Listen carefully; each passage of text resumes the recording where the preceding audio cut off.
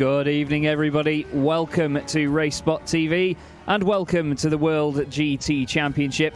This is meeting 6 of Season 9 here at Circuit de la Sarthe, the legendary circuit in Le Mans, where we all know Le Mans 24 Hours takes place. It's one of the greatest races in the world, one of the greatest circuits in the world.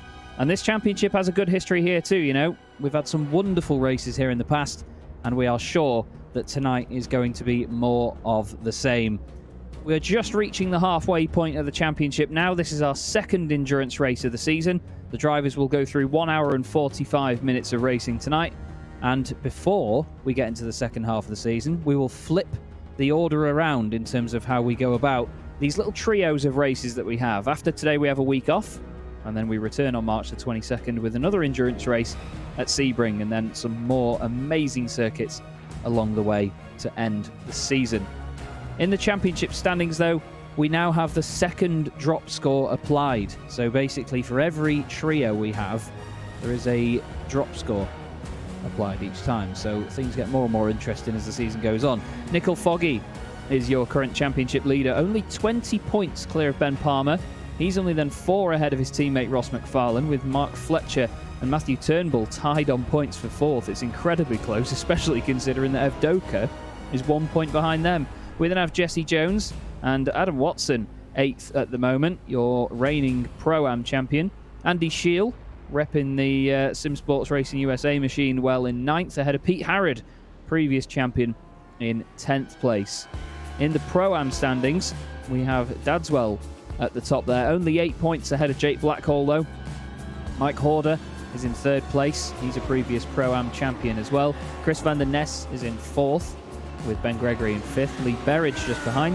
Then it's Jeroen Kaiser, Adam Hedgecock, Lars van Rijn and Simon Field filling the Pro-Am standings with boosted cars, albeit in their separate teams. Michael Blake is top of the AM standings at the moment, but only 6 points clear of Doyle. So as I said, everybody, we're getting to the halfway point and it's unbelievably close.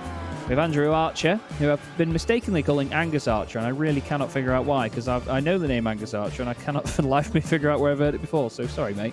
Paul Webster, who has changed teams very recently. He's now part of Team Mad. He's 4th, with Hodgson in 5th, ahead of Nunnan, Rowe, Loynes, Atkins, and Roberts. Only 1 point between Atkins and Roberts as well, 2 real veterans of iRacing. In the Teams Championships, it's close as well, of course. In the Pro standings, we have Pure Sims OBP, Pure Sims Esports, the top 2. Altitude Esports following them pretty closely in 3rd, with RSR Esports by G Performance in 4th. Pure Sims 3M are 5th, with Boosted Jericho not too far behind. Same again with Team Mad in 7th. Then we have Paceworks Esports by Cracked Coffee, testing our font sizes in 8th position. Pure Sims by Craig's Setup Shop are 9th, and Williams Esports down in 10th place. And in the Pro-Am standings, Boosted Motorsport still sitting pretty at the top there. They've had a very consistent season so far. Century Sim Racing going well, though, in 2nd, with Simmortal in 3rd, and Boosted Support Bubble staying socially distanced in 4th. Sim Stickers Racing are just behind in 5th, with Boosted Sim Sport and Nomad Sim Racing in 7th. Altitude Esports Blue are 8th, ahead of Performance Link Esports in 9th, and Cuda E-Motorsports round out your top 10. And this is the standings in the Enduro Cup. Don't forget, when we have these endurance races, each class basically gets final position points, if that makes sense. So even if you finish, say, 32nd, but you're the highest placed AM, you get the same amount of points as the top placed pro. So even if, say, you had Nickel Foggy winning a race, and then you had Morgan Butler winning in the AM standings, taking away sort of bonus points and other things that you can add on, they would get the same points from that race. So it gives drivers a little chance to win something a little bit unexpected maybe. But at the moment, it's Hodgson that is leading the way in that one on 168 points ahead of Horder and Foggy, 2 points between them. Don't forget, we only have had the one endurance race so far though, so tonight we'll shake this up massively. Michael Blake is 4th ahead of Stephen McCaffrey, only half a point ahead of Lee Berridge, 1.5 ahead of Ben Palmer. Another half point separates Blackhall and Coper as well, with Jesse Jones rounding out your top 10. That's something to definitely think about though, as we have these 2 endurance races in a row. Good evening everybody, Chaz Draycott here with Paul Smith alongside me as ever. The lights are green this evening for Seb Hawkins, as promised on Twitter. But, Paul, we've covered, well, I mean, last season. Let's just touch on that first of all, because last time we were here, it was a really, really strong race. We had the Williams trio near the front, as they were quite often last season. But Ross McFarlane was a real star, wasn't he, chasing them down? Yeah, absolutely. It was a real humdinger last time, I think, is the phrase. I think it's going to be a different mix, though, just with the way that the balance of power, balance of performance is going on. So it's still going to be tight out there, and qualifying's quite tight, apart from one driver who's managed to get about 1.1 second lead in qualifying. But yeah, it's going to be an interesting race. It's as we say, an hour and 40. Yes, hour and 40 minutes. No, 45. 45. Yeah. Long day already. Yeah, it's going to be intriguing how this all pans out, and of course, this is an opportunity where drivers can sort of, where it suits those types of drivers that like these endurance races. It's going to suit those drivers to a T. Yeah, definitely, and I think this circuit highlights that even more than some of the others as well. You know, this circuit isn't really one that's made for sprint racing. This is a circuit that is all, it has all the aspects of an endurance circuit, and I think that it's one of the many circuits that, well, sorry, I've said that completely wrong, one of the few circuits that is only good at the endurance side, in my opinion. You know, some tracks you can have sprint racing and you can have endurance racing around them if it's a shorter lap. This circuit, it only does endurance racing for me. You know, I don't see it working the other way. And at the end of the day, that sort of owes itself to how well this series has always gone around here. You know, last season was just a real corker, and everybody gets held together by the slipstream because there is so much of it down that very famous Mulsanne straight. Even with the chicanes involved, it just keeps the battles coming, and it throws up that unpredictability, and you see drivers that are not always at the front. They're able to stick with the drivers ahead of them and sometimes pull off the moves. You know, there's a lot more racecraft involved on a track like this, isn't there? Yeah, there certainly is. And I think it's not just the run down the Mulsanne, but also from Mulsanne corner through to Indianapolis, which is actually the high-speed portion of the track, is that run down to Indianapolis. And you can see overtakes being made there. That's for sure. That's one of the places where you will see moves being made. So definitely, it's such a challenging track because you obviously have to set up the car for the high speed. You have to take that into account without a doubt. But you got the Porsche curves at the end of the lap. You need that medium downforce. You've got the slow chicanes down the Mulsanne at the end of the lap as well, with the Ford chicane at the end of the lap. So it's interesting how drivers maybe get it the balance more towards the high speed, and just have to maybe just little tiptoes, that fingertip control through the corners. Yeah, definitely. The Porsche curves, some of the scariest corners on any racing circuit in the world. You know, the momentum you've got to carry. You've then got the weight shift as well, because you're going right to left to right to left. And then obviously the last corner in the section that is known as the Porsche curves, it's sort of off camber. You know, the apex is sort of risen up to the left slightly, not just because of the curb, and you have to go over it, your grip just disappears. And it's one of those bits of the circuit where it's not the same every single time you turn. You know, the first right is very different to the first left. The second right is different to the first right, and then the second left's different to the first left. You know, that you never have the same amount of grip. You get that deceiving first right where there's a bit more.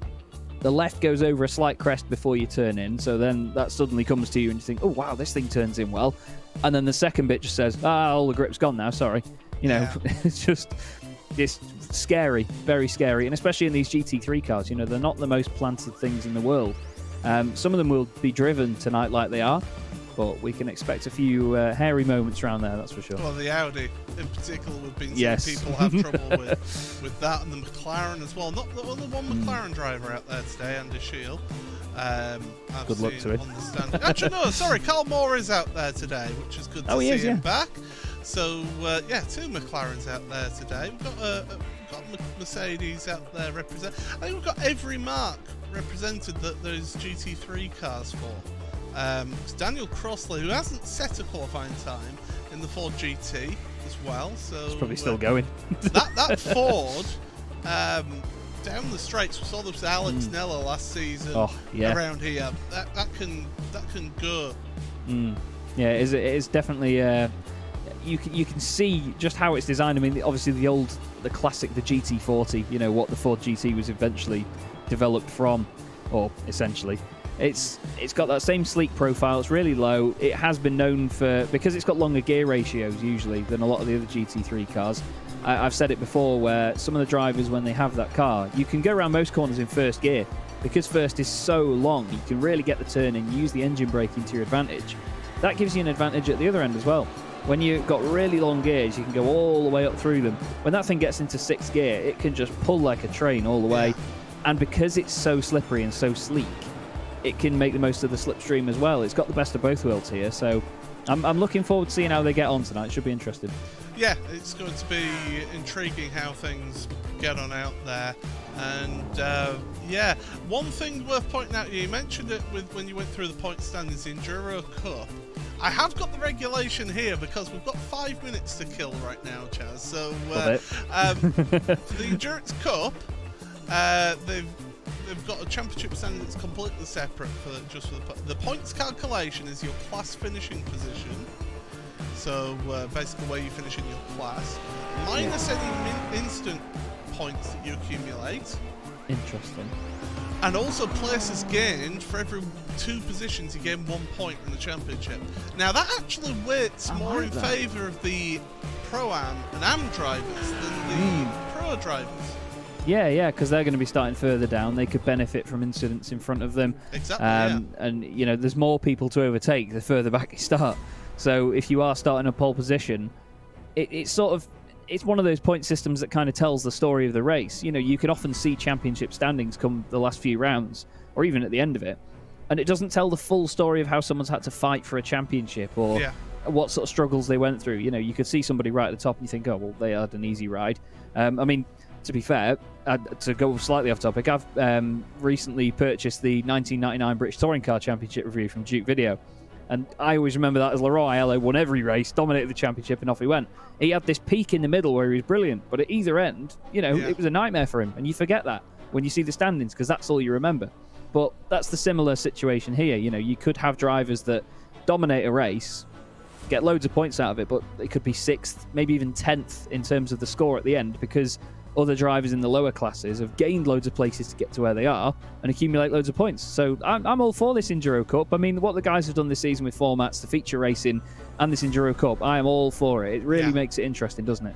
Yeah, it's been a real sort of change, and I think this league, they're not shy in making changes to the championship. Yes, I mean, it's, indeed. you know, not changes for change's sake, but they're not shy in making little changes here and there that they can see maybe would improve the racing. I mean, both yourself and me, we've both really enjoyed the feature race evenings with the 2 40-minute races. Yeah, they've been excellent. So I've really enjoyed those that format change to the series, and it just gives that little mix. You've got the drivers who really suit sprint races, who can work their way through a pack and get to the front. You've got those that can, not quite endurance races, but not quite sprint races, who can maybe take the time back, but they can work their way through the field, look after the tyres a bit. And then you've got those that are out and out endurance people, and this is one of those rounds where it's going to suit those drivers. It's all about the endurance aspect here. You've got to look after your tyres, not so much around here, because it's actually quite good on the tyres around here, so you'll not see anybody take tyres unless they forget to change the setting. But there shouldn't be any planned tyre stops. It's all about that fuel economy, saving fuel and taking as little fuel in the pit stops as possible so that you can get to the end first. Yeah, that's it. And a lot of the guys tonight that we'll see, they'll end up in the slipstream of the car in front. They'll have a perfect opportunity to just go flying past them. You know, they'll have such a slingshot down the straight here that they'll just wait behind, and you'll see them sitting there. And when they're going to be doing that is just thinking, right, fuel save until the first stint, because realistically, I mean, we've seen it before last season with the Williams cars as well. You know, the 3 of them would just follow flying formation throughout the first 2 stops. Well, obviously there are only 2 stops, but you know what I mean. Through the 2 stops. As soon as the 2 stops are done, they see that then as that's a sprint race to the end. That's when you properly race, you know, and we're going to see that from a lot of drivers tonight. They'll have a reserved approach while the first and second pit stops are done, when they're in those 2 windows, and the end of the race will just be people absolutely on it. So keep your eyes out for that, everyone, because it's going to be a fantastic final section of the race for sure. Yeah, it's going to be brilliant. It's going to be sensational. We're still padding a little bit here because we've got about a minute and 15 before. I don't need any more padding posts like that, mate. You're not the one who has to have a beard to hide the chins, but I am.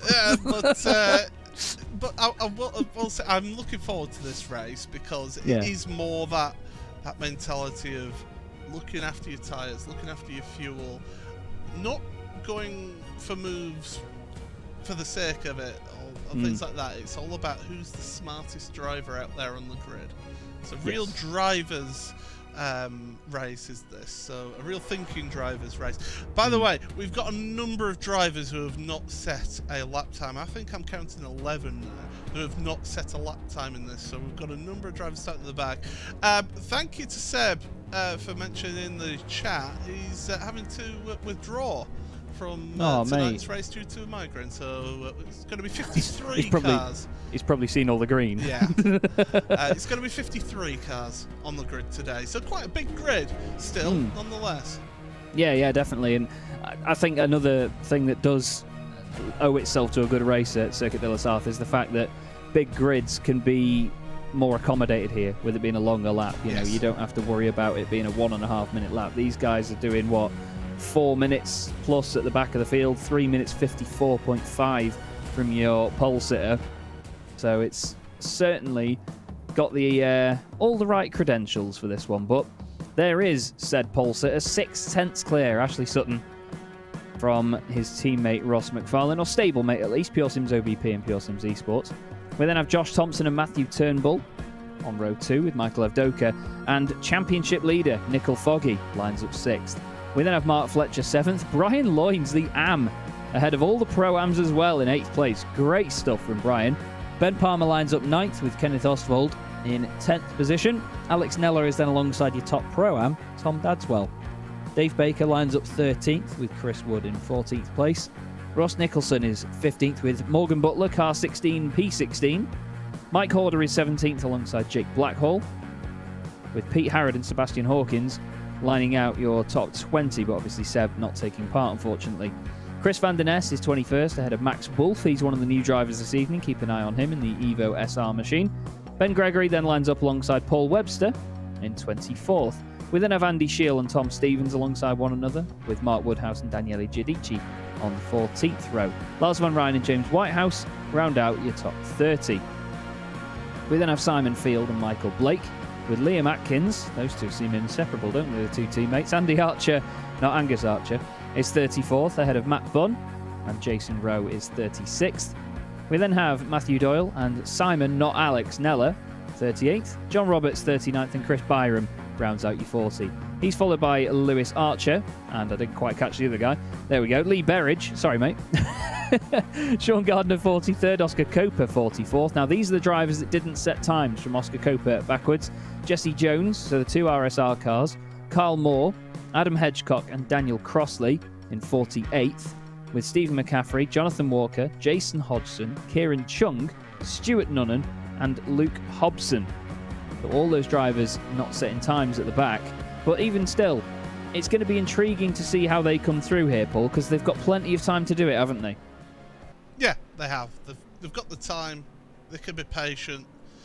Some of them will want to move through quicker than others, like Jesse Jones will want to work his way through quicker, because he's one of the pro drivers near the back, and trying to get in those positions as quickly as possible maybe at the start of the race, but we've got plenty of time for this one, so don't worry, you're not going to miss a thing. We've got a long race ahead of us, and I'm looking forward to this one, but the incredible Porsche curves that they're running through right now, getting themselves all set for the start of this race. They are indeed. It's bound to be a phenomenal evening. It's going to be a tough evening for a lot of them as well. We've got Luke in the chat getting excited that there's a Porsche leading the race. Brilliant stuff. Either way, it's unfortunately the only Porsche we're going to see in this field this evening. But either way, it still looks good out there. There is Ash Sutton, your pole sitter by, like I said, nearly 0.6 of a second. Very, very good time indeed. And these Pure Sims cars, they'll definitely be working together, much like we saw the Williams guys work together last week. There are the Partout de France and the tricolor of smoke flying over the start-finish straight here to get the race underway. What a lovely shot that is. Hats off to whoever's done that. I believe, is that one of Istvan Balog's creations? Yes. It is indeed. Lovely stuff. So we do get to see the Alpha Jets of the Partout de France. And there is our wonderful grid. Not quite coloured smoke coming out the back and not quite the same flying formation, but I think that's probably for the better, really. As they filter through the Ford chicane, the Porsche dives off to the right, and Ash Sutton is going to get meeting 6 of Season 9 of the World GT Championship underway. 1 hour and 45 minutes, and we are off and racing. Nice clean stuff from everybody through the final chicane. It's very easy for them to check up through there and make it a bit of a messy one, but seems like everybody's being nice and patient, and that's the main thing here this evening. They have to have patience about them. Up to the chicane then at the top. Josh Thompson is going to try and get past these Pure Sims cars early on because he knows that he's outnumbered here. He's got, what, 2 of them in front of him, and then he's got, well, 3 of them behind, and then the Altitude Esports machine of Mark Fletcher. So in these early stages, Paul, drivers have just got to do their best to get into a rhythm and just assess who they've got around them and who they can work with, haven't they? Yeah, that's it. You've got to hit your marks on the first lap. Be careful not to get a slow down penalty on this opening lap because it is brutal around this track as a slow down penalty. So here we go. Josh making some moves, deciding that he wants to get forward and get to the front of the field perhaps.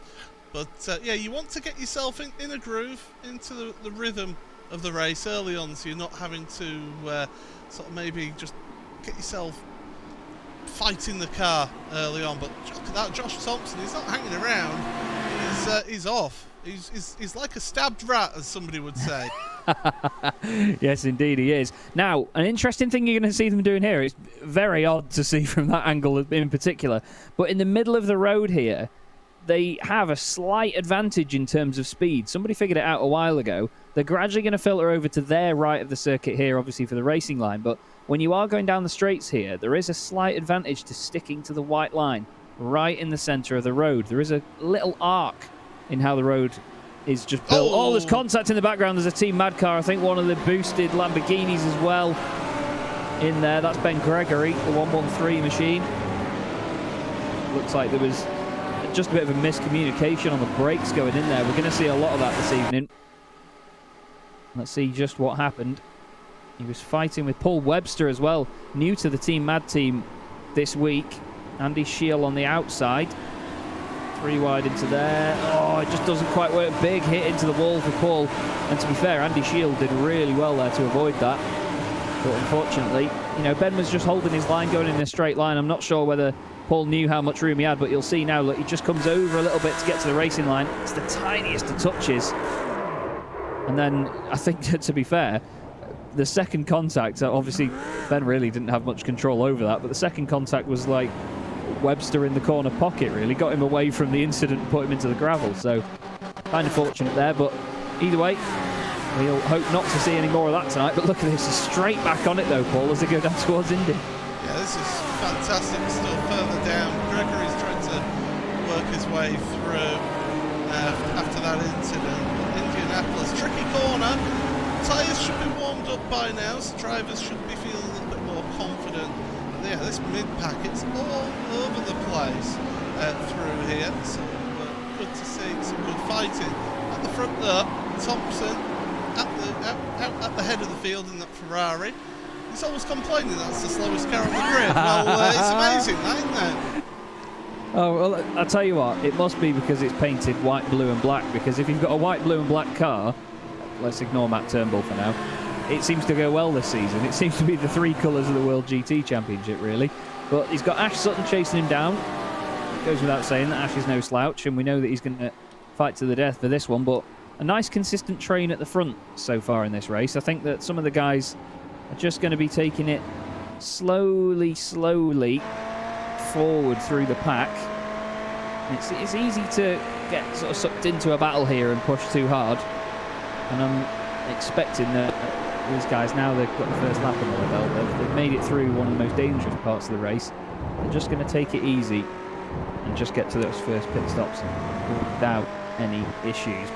To be fair, it's not the easiest track to do that on. You feel like you have to push around here because of how large a circuit it is and down the straight as well.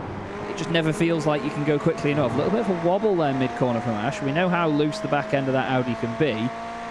Looks like McFarlane gradually closing up on him. But yeah, like you say, Paul, Josh does tell us quite often how slow that Ferrari is in comparison to the others. But he manages to make it work, though, doesn't he? You've got to take your hat off to him.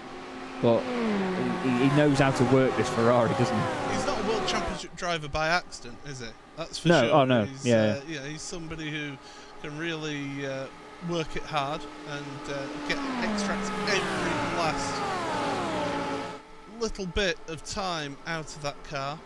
So yeah, he definitely is somebody to keep an eye on and to keep a watchful eye on what's happening here so far in this race. I think Doka and Palmer have just got past Mark Fletcher. He's now got Kenneth Ostwald just behind him as well. Although, actually, yes, it was Palmer. Sorry, Doka that's got past Fletcher. You can see based on their numbers on the windscreen where they were at the start of the lap. So I think it was actually a change around in front of him even. My maths is truly awful. And yes, Doka going back past Palmer now. So those two did move around. It was actually Ostwald going past him just behind. He's still the highest placed AM at the moment. He's higher than all of the Pro-Ams as well. Leader in Pro-Am is the number 38, Tom Dadswell, the other Altitude Esports machine. He's doing a fantastic job so far. This train will stick together, ironically, if you look at the Sim Stickers car.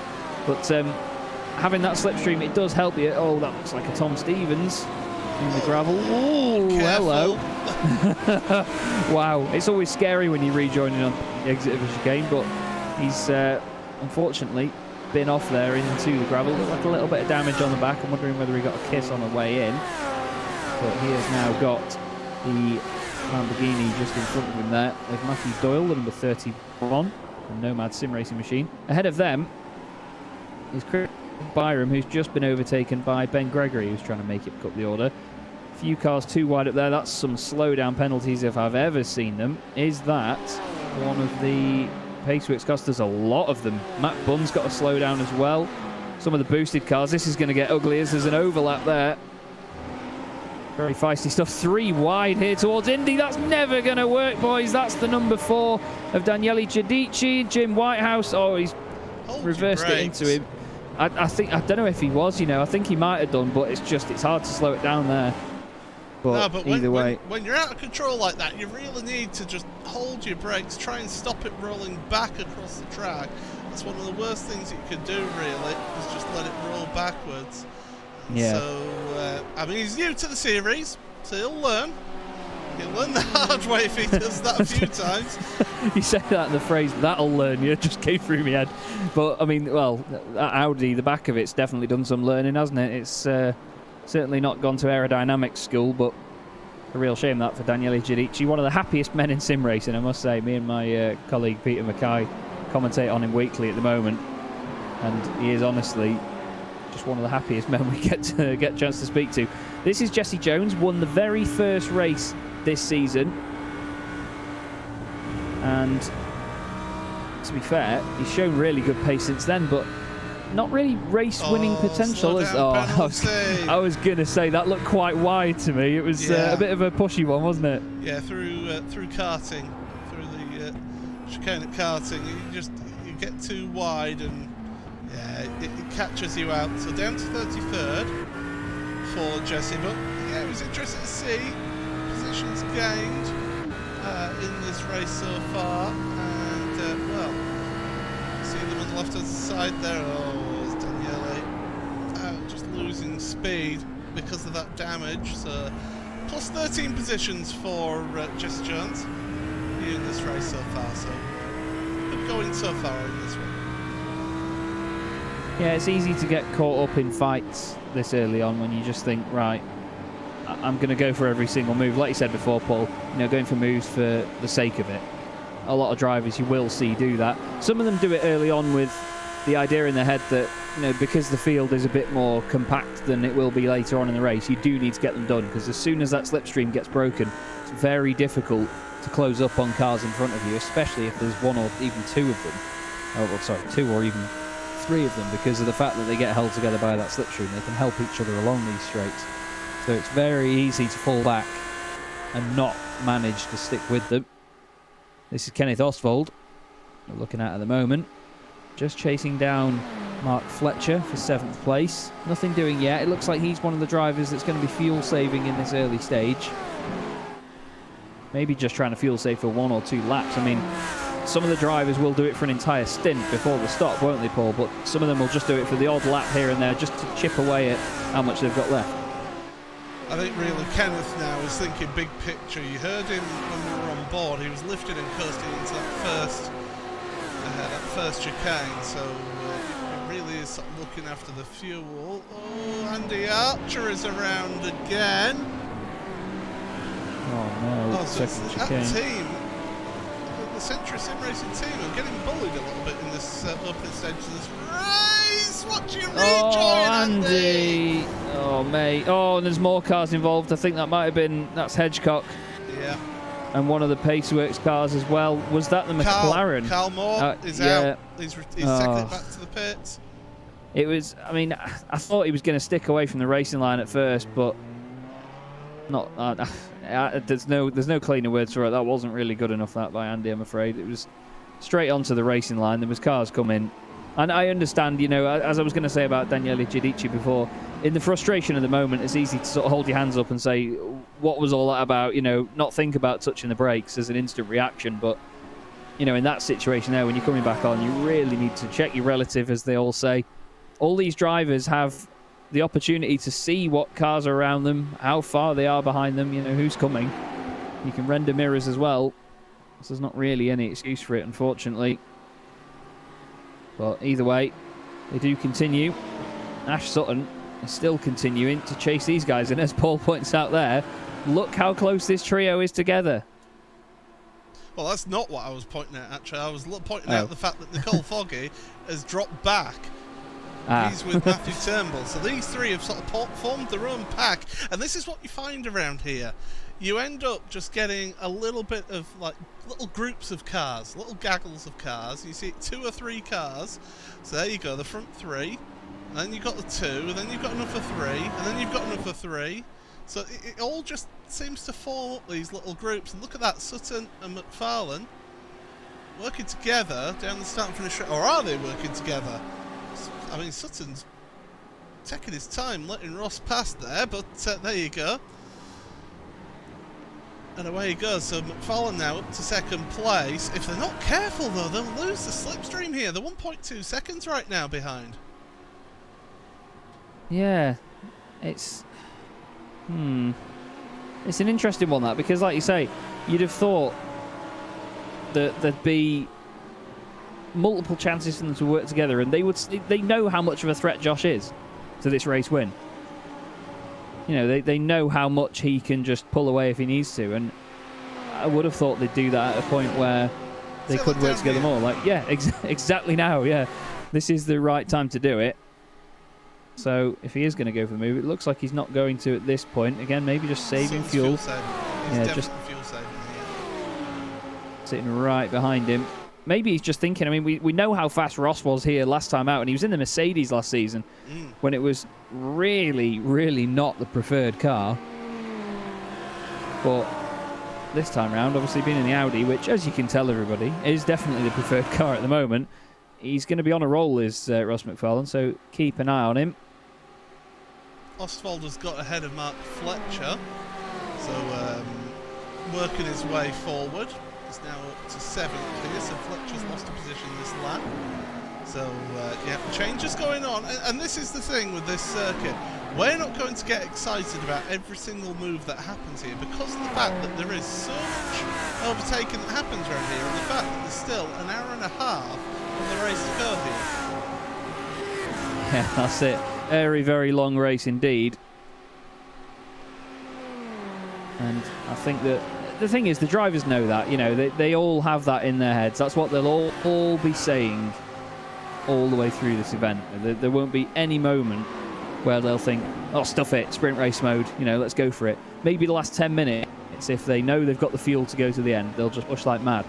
But I reckon that this race it takes a bit of time to unfold, but that's probably one of the good things about this sort of racing. It's the more intriguing stuff. I mean, we said it before last time round, didn't we? Where the best races aren't always the ones with the most overtaking. It's the chase and the suspense of what's going to happen next, you know, when the battles are a bit of a stalemate. Palmer and Ostwald now swapping positions, so there they go. Ostwald to the head of that little gaggle. Flying Brian Lyons in 9th place for the AM. Very, very good performance in qualifying. And holding up well in 9th place ahead of Alex Neller and Tom Dadswell, who's the top pro-am in this race as we reach the hour and a half remaining mark. So time just ticking away here in the early going on that core of this race. Yeah, indeed. Ostwald on the move. And to be honest, we know Palmer's not going to take that line down, but I mean, you saw it there. You know, he's not putting up too much of a defence. Any time that you lose round here is time away from the front of the pack. It spreads out so quickly here that you cannot let anything rest. So I'm intrigued to see how Ben plays this now, whether he's going to then try and work with Kenneth, overtake him on the straight, and then let Kenneth back when he gets his chance, you know, just swapping where it saves them time. But either way, Mark Fletcher's going to be trying his best to stick with them. Brian Loynes, who we were looking at not too long ago, in 9th place. He's the highest placed AM at the minute. Dadswell's still the highest placed pro-am. But Brian's doing really well here, to be fair, Paul. He's got the bright yellow wheels on again, which is always an entertaining thing that Brian can consistently carries across all of his cars in iRacing. He even did it in the Formula 3 series that I first saw him in. But strong stuff at the moment, because the next AM is another strong charger in that pack, Morgan Butler. He's moved up one spot from where he started to 15th. Doing too bad as Morgan, as Tom Dadswell was David Baker was seemingly gaining a little bit of time on Dadswell through the first chicane, the Dunlop chicane. Yeah, there's some cracking shots around here and a cracking view, just to show how fast they're taking some of these corners here today as they go through Tete Rouge and down the Mulsanne straight again. And you know I'm going to say it, Chaz, but did you know that the Mulsanne Straight is the same length as Sebring International Raceway, which is considered a long track? I did not know that. You should have remembered that, because I mentioned it last time we were here. All I remember is sort of a joke about curry from last time, to be fair, and I still can't remember what it was. Interesting thing to point out here, by the way. With Sutton and McFarlane switching places, Josh Thompson, he's broken that slipstream, I feel. Yeah, 1.8 seconds. It's pretty much outside of the window. You'd expect to get it up to anywhere about 1.5 seconds here. So those guys need to really crack on as well, stuff that cone in particular. That's another thing from last time. The marshals are great at putting that cone back, and we never see a single marshal on screen at all. So very well done to the iRacing marshals, the Orange Army, as I know. But there is Josh, and you can see how much that gap has opened up now. The two Audis, I mean, there's not really any any chance to see any body language from the cars, but you could just feel this sort of anguish and come back from those two. Just thinking, oh, please, Josh, just make an odd mistake here or there. There's another cone going for a very long lie down in the sun. But we're on board again with Ross McFarlane after swapping round with Ash Sutton before. Now back the other way, of course, down towards Indianapolis. And as Paul mentioned before, everybody, this is the highest speed section of the circuit. And it's a wonderful bit of circuit as well. And the thing is as well, Paul, when you go into the right-hander here, it's very easy to lose the back end, isn't it? There's quite a bit of camber on the inside. You've got the curb as well. You're starting to get on the brakes. Some drivers just lifting off. The rear engine cars especially will be an absolute pig around there. And can I also just add, out of all the corners in the world I'd like to tell to get in the bin, Arnage is number one. I honestly hate Arnage with a passion. I really do. Arnage is an underrated corner. It looks a very simple corner on paper, Yeah. Of course, motorsport isn't competed on paper; it's competed on asphalt, and or gravel, or dirt, on shale, or things like that, depending on your type of motorsport. Or chalk at Goodwood. Chalk at Goodwood, yes, absolutely. But yeah, that corner is underrated because you think you can carry more speed than you can. And every lap you go into that corner, it's like, oh yeah, I'll just carry that bit more speed. And there's a tyre wall right on the exit there, and it will hurt you if you hit that one and cause you some big problems throughout the rest of the race. So yeah, it is a tricky corner, and but it's underrated. You've got to, this circuit, even though it looks relatively simple, is such a driver's circuit. You've got to be on it. You can relax down the straights, don't get me wrong. You can, and that's what helps with the endurance racing. You can maybe just not be focusing quite as much down the straights, unless you've got somebody around you on track. You can just relax, let your mind just sort of relax, and then say, right, okay, we're coming into the braking, let's focus again, hit my braking mark, down, through the chicane, back on again, and just go down the middle of the track where the crown of the road is, because it is a public road. At the end of the day, when they head onto the Mulsanne Straight, this is a public road. And there's a massive KFC on the right-hand side as well, which I've taken many a screenshot of. But in fairness, it is that aspect of it as well, the fact it's a public road. Look at the run that Ross McFarlane's got. That seemed very exaggerated all of a sudden. He's just flown past Ash Sutton there. But yeah, like you say, Paul, you know, it really is a driver's circuit. You can fly down this straight, have a bit of an easier time. Ash Sutton's got to slow down. Yeah, I was going to say, that gap suddenly turned to nothing. I knew that Ross was going to get a run on him, but now that's hurt Ash a lot because he's going to lose a bit of slipstream to Ross. It'll take a while to get that back. But it is parts like Indianapolis and the Porsche curves and the Ford chicane even, you know, they're proper driver sections. You have to have so much focus. And unlike me, where, you know, you take the relaxation of the straight a bit too seriously, you get to the chicane, miss your braking point by about 30 metres and go straight into the tyres. You know, that's just typical Chaz stuff. Here's a battle between Brian Loynes and Alex, not Simon Neller, in the Lamborghini. Alex went well here last season, as we mentioned before, but he was in the Ford. So he's doing all right in the Lamborghini at the moment. Great shot there down the Mulsanne. You've got to love it. Fantastic bit of road. Really would love to visit it one day, as I'm sure we all will at some point. Especially when the world goes back to some form of normal. There they are flying away. Plenty of 5.2 litre V10s in this field, of course. All the Lamborghinis, all the Audis. The wonderful sound of the V10s. Now, Alex Neller, while he was looking to get past Brian Loynes before, has now been overtaken by your top Pro-Am driver, Tom Dadswell.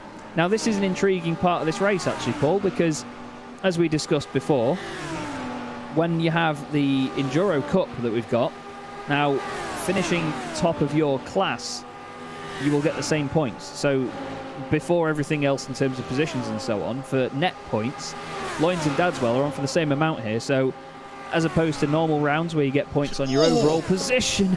Hello, Alex. Neller. I was going to say they might not need to fight it as much because it's not for overall position here, but Neller needs to think about Baker behind him now because that is for championship points, isn't it? Because they're in the same class.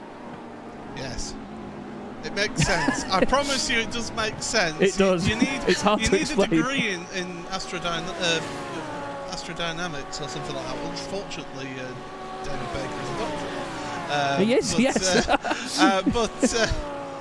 But yeah, it's certainly it's simple when you see it in action.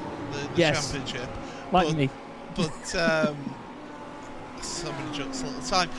But with this, when you see it on the action on the track, as you say, both of these drivers are first in class. They don't need to fight each other on track because at the end of the day they're both at the top of their class for the Enduro Cup, so they can just work together and do that. That's fine. But in terms of the overall championship, people like Dadswell have got to think of, right, where's the next Pro-Am? Well, it's Mike Corder down in 15th. I need to get some good points over him. Brian Loynes, he's got Morgan Butler in 16th. So they're thinking the long game here as well in terms of the championship, because it will have a massive effect. Yes, it's only one race. Yes, it's the endurance race, so you've got a slightly different point structure for these endurance races. But it is worth so much, and you need to get a really, really good result. Oscar Cooper onto pit road. That's intriguing indeed. Now, it's not going to be a drive-through for any sort of reason. It does look like there's a bit of damage to the front right of that car, but I can't imagine that would be enough to give him a meatball. Maybe he's just taking a pit stop early here, and he's got damage that's hurting him in a straight line, because as we both know, Paul, aerodynamic damage is one of the worst things to have, especially at Circuit de la Sarthe, because it will just kill you down the straights. Even if you're losing 5 kilometers an hour, that is slipstream difference for people. If they're gaining that on you without the slipstream and then they get another overspeed on you, you want to get it fixed ASAP. We're at the point of the race, because Lewis Archer's onto pit road as well. We're at the point of the race. Oh, and he missed his pit stall. Oh, mate. No. He's going to be gutted that you caught that. Don't reverse too far, or else you'll get a... Oh, and he's cut. There we go. He's got his fast repair.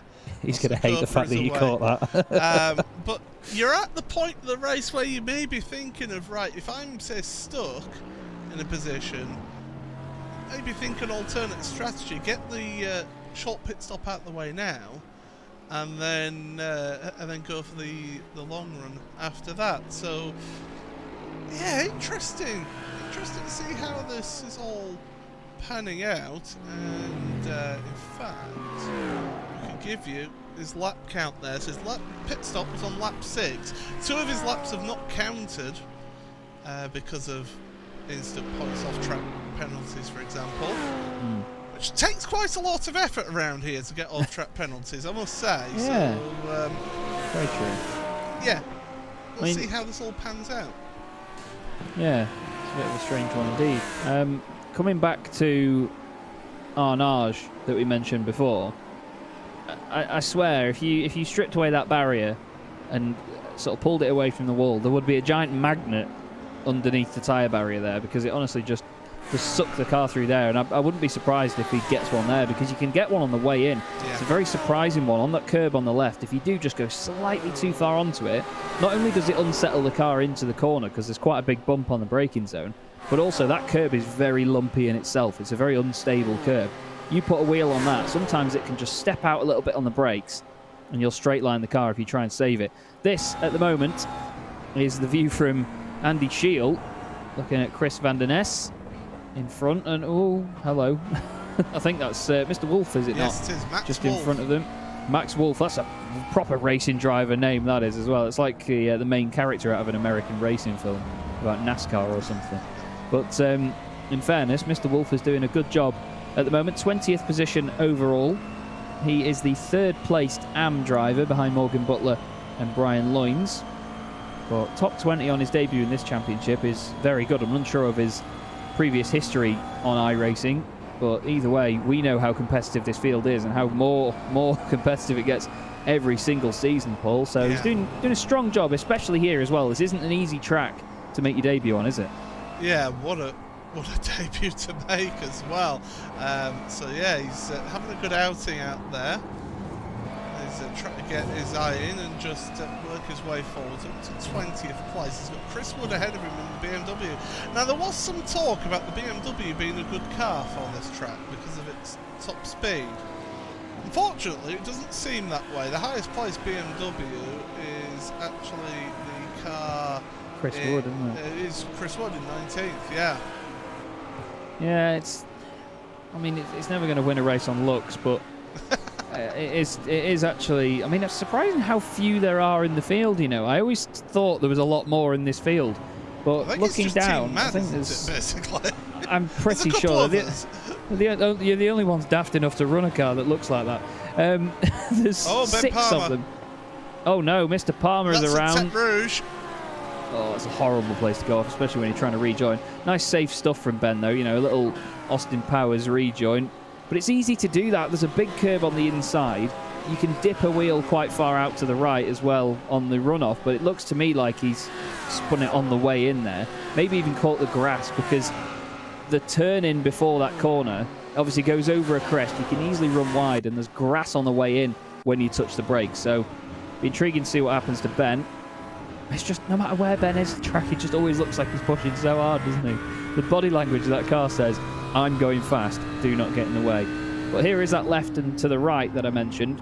So you get plenty of camber here. There's a wonderful transfer in the middle, over a crest. And how far over is he going to go? That looks a bit far to me. Yeah, he's just tapped the grass. Great slide, though. And he wouldn't have even got a slowdown for that. And the fact he hasn't hit anything, fair play Ben Palmer. But even still, it's just those tiny little margins again, Paul, isn't it? We've seen it at a few rounds this season.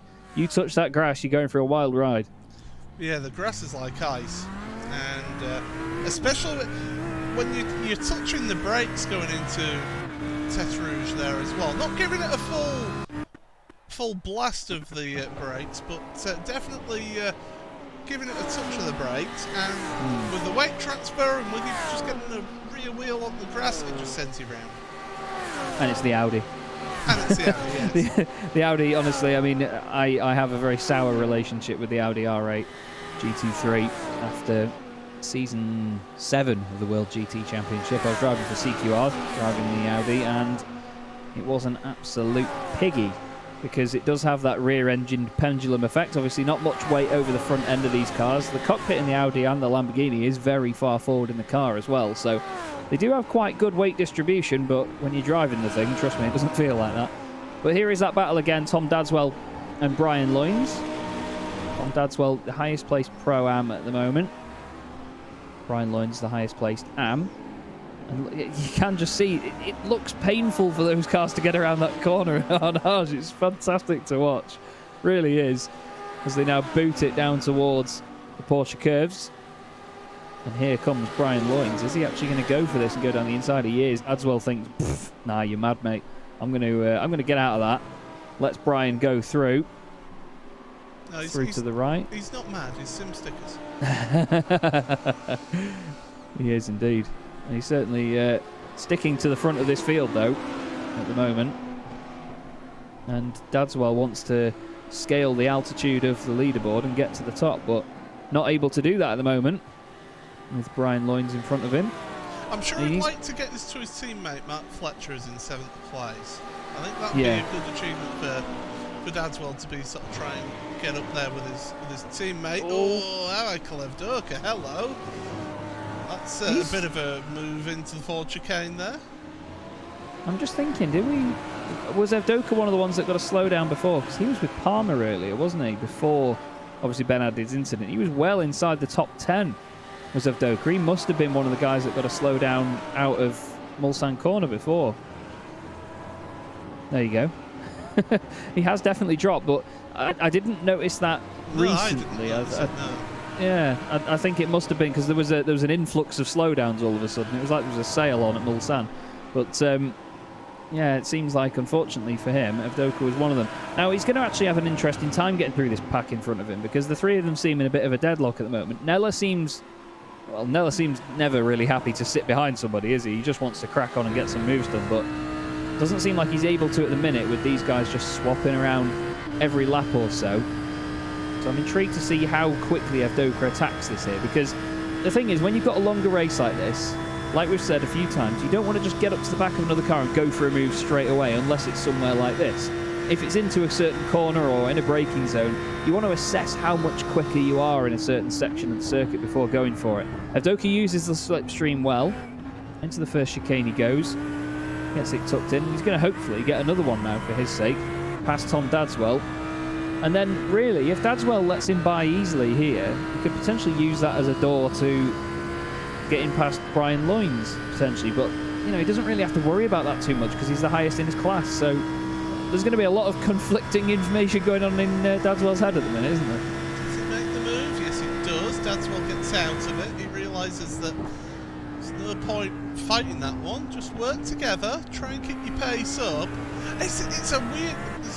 endurance racing or racing around this track is a weird thing because you're having to work together, which sounds counterproductive unless you're teammates.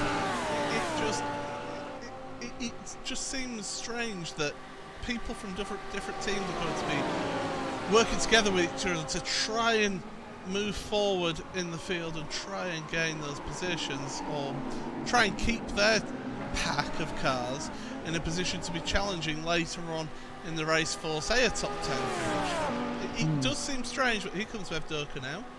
He's going to make that move. And, Flying Brian, as I've called him. I just decided it on this broadcast here. I don't know why, but there you go. Well, he's flying because he's an AM and he's up in 9th place at the moment. He's indeed. He's indeed. Nice tidy stuff though from Evdoka. 3 cars in 1 lap, and I was saying it's going to be interesting to watch him go through it. He made it look like a breeze, really. So that's off to Evdoka. Now, an intriguing thing I've just thought of here, Paul, and I'm sure you've probably considered it as well, but I haven't really voiced this out loud yet. I'm pretty sure that these guys get the points in the Enduro Cup as well as the overall championship, yes, don't they? So not only do they have the Enduro Cup to think about, they do still have to think overall position as well.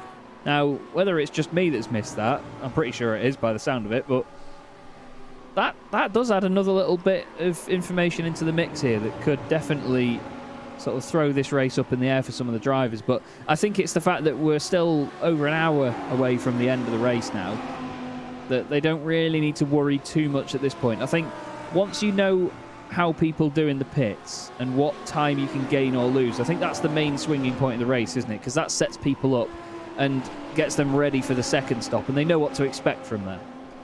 I'm sure you weren't paying attention when I mentioned about the fact that they were thinking about the overall championship as well about 15 minutes ago, but there you go. Yeah, probably not. Oh, Chaz.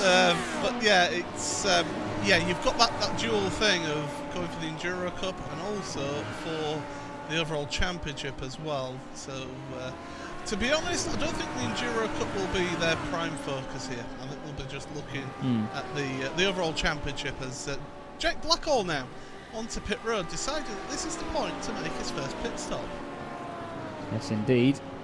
Getting out of the traffic as well, it can either be a good thing or a bad thing, because sometimes you're out of the traffic, you're out of the slipstream, you're out of any sort of fuel-saving opportunity. If you come out and you're into clean air, and the people that you're chasing are in a group of cars that are all towing each other along down the straights, you could end up losing time rather than anything. This isn't a circuit that rewards clean air driving, to be fair.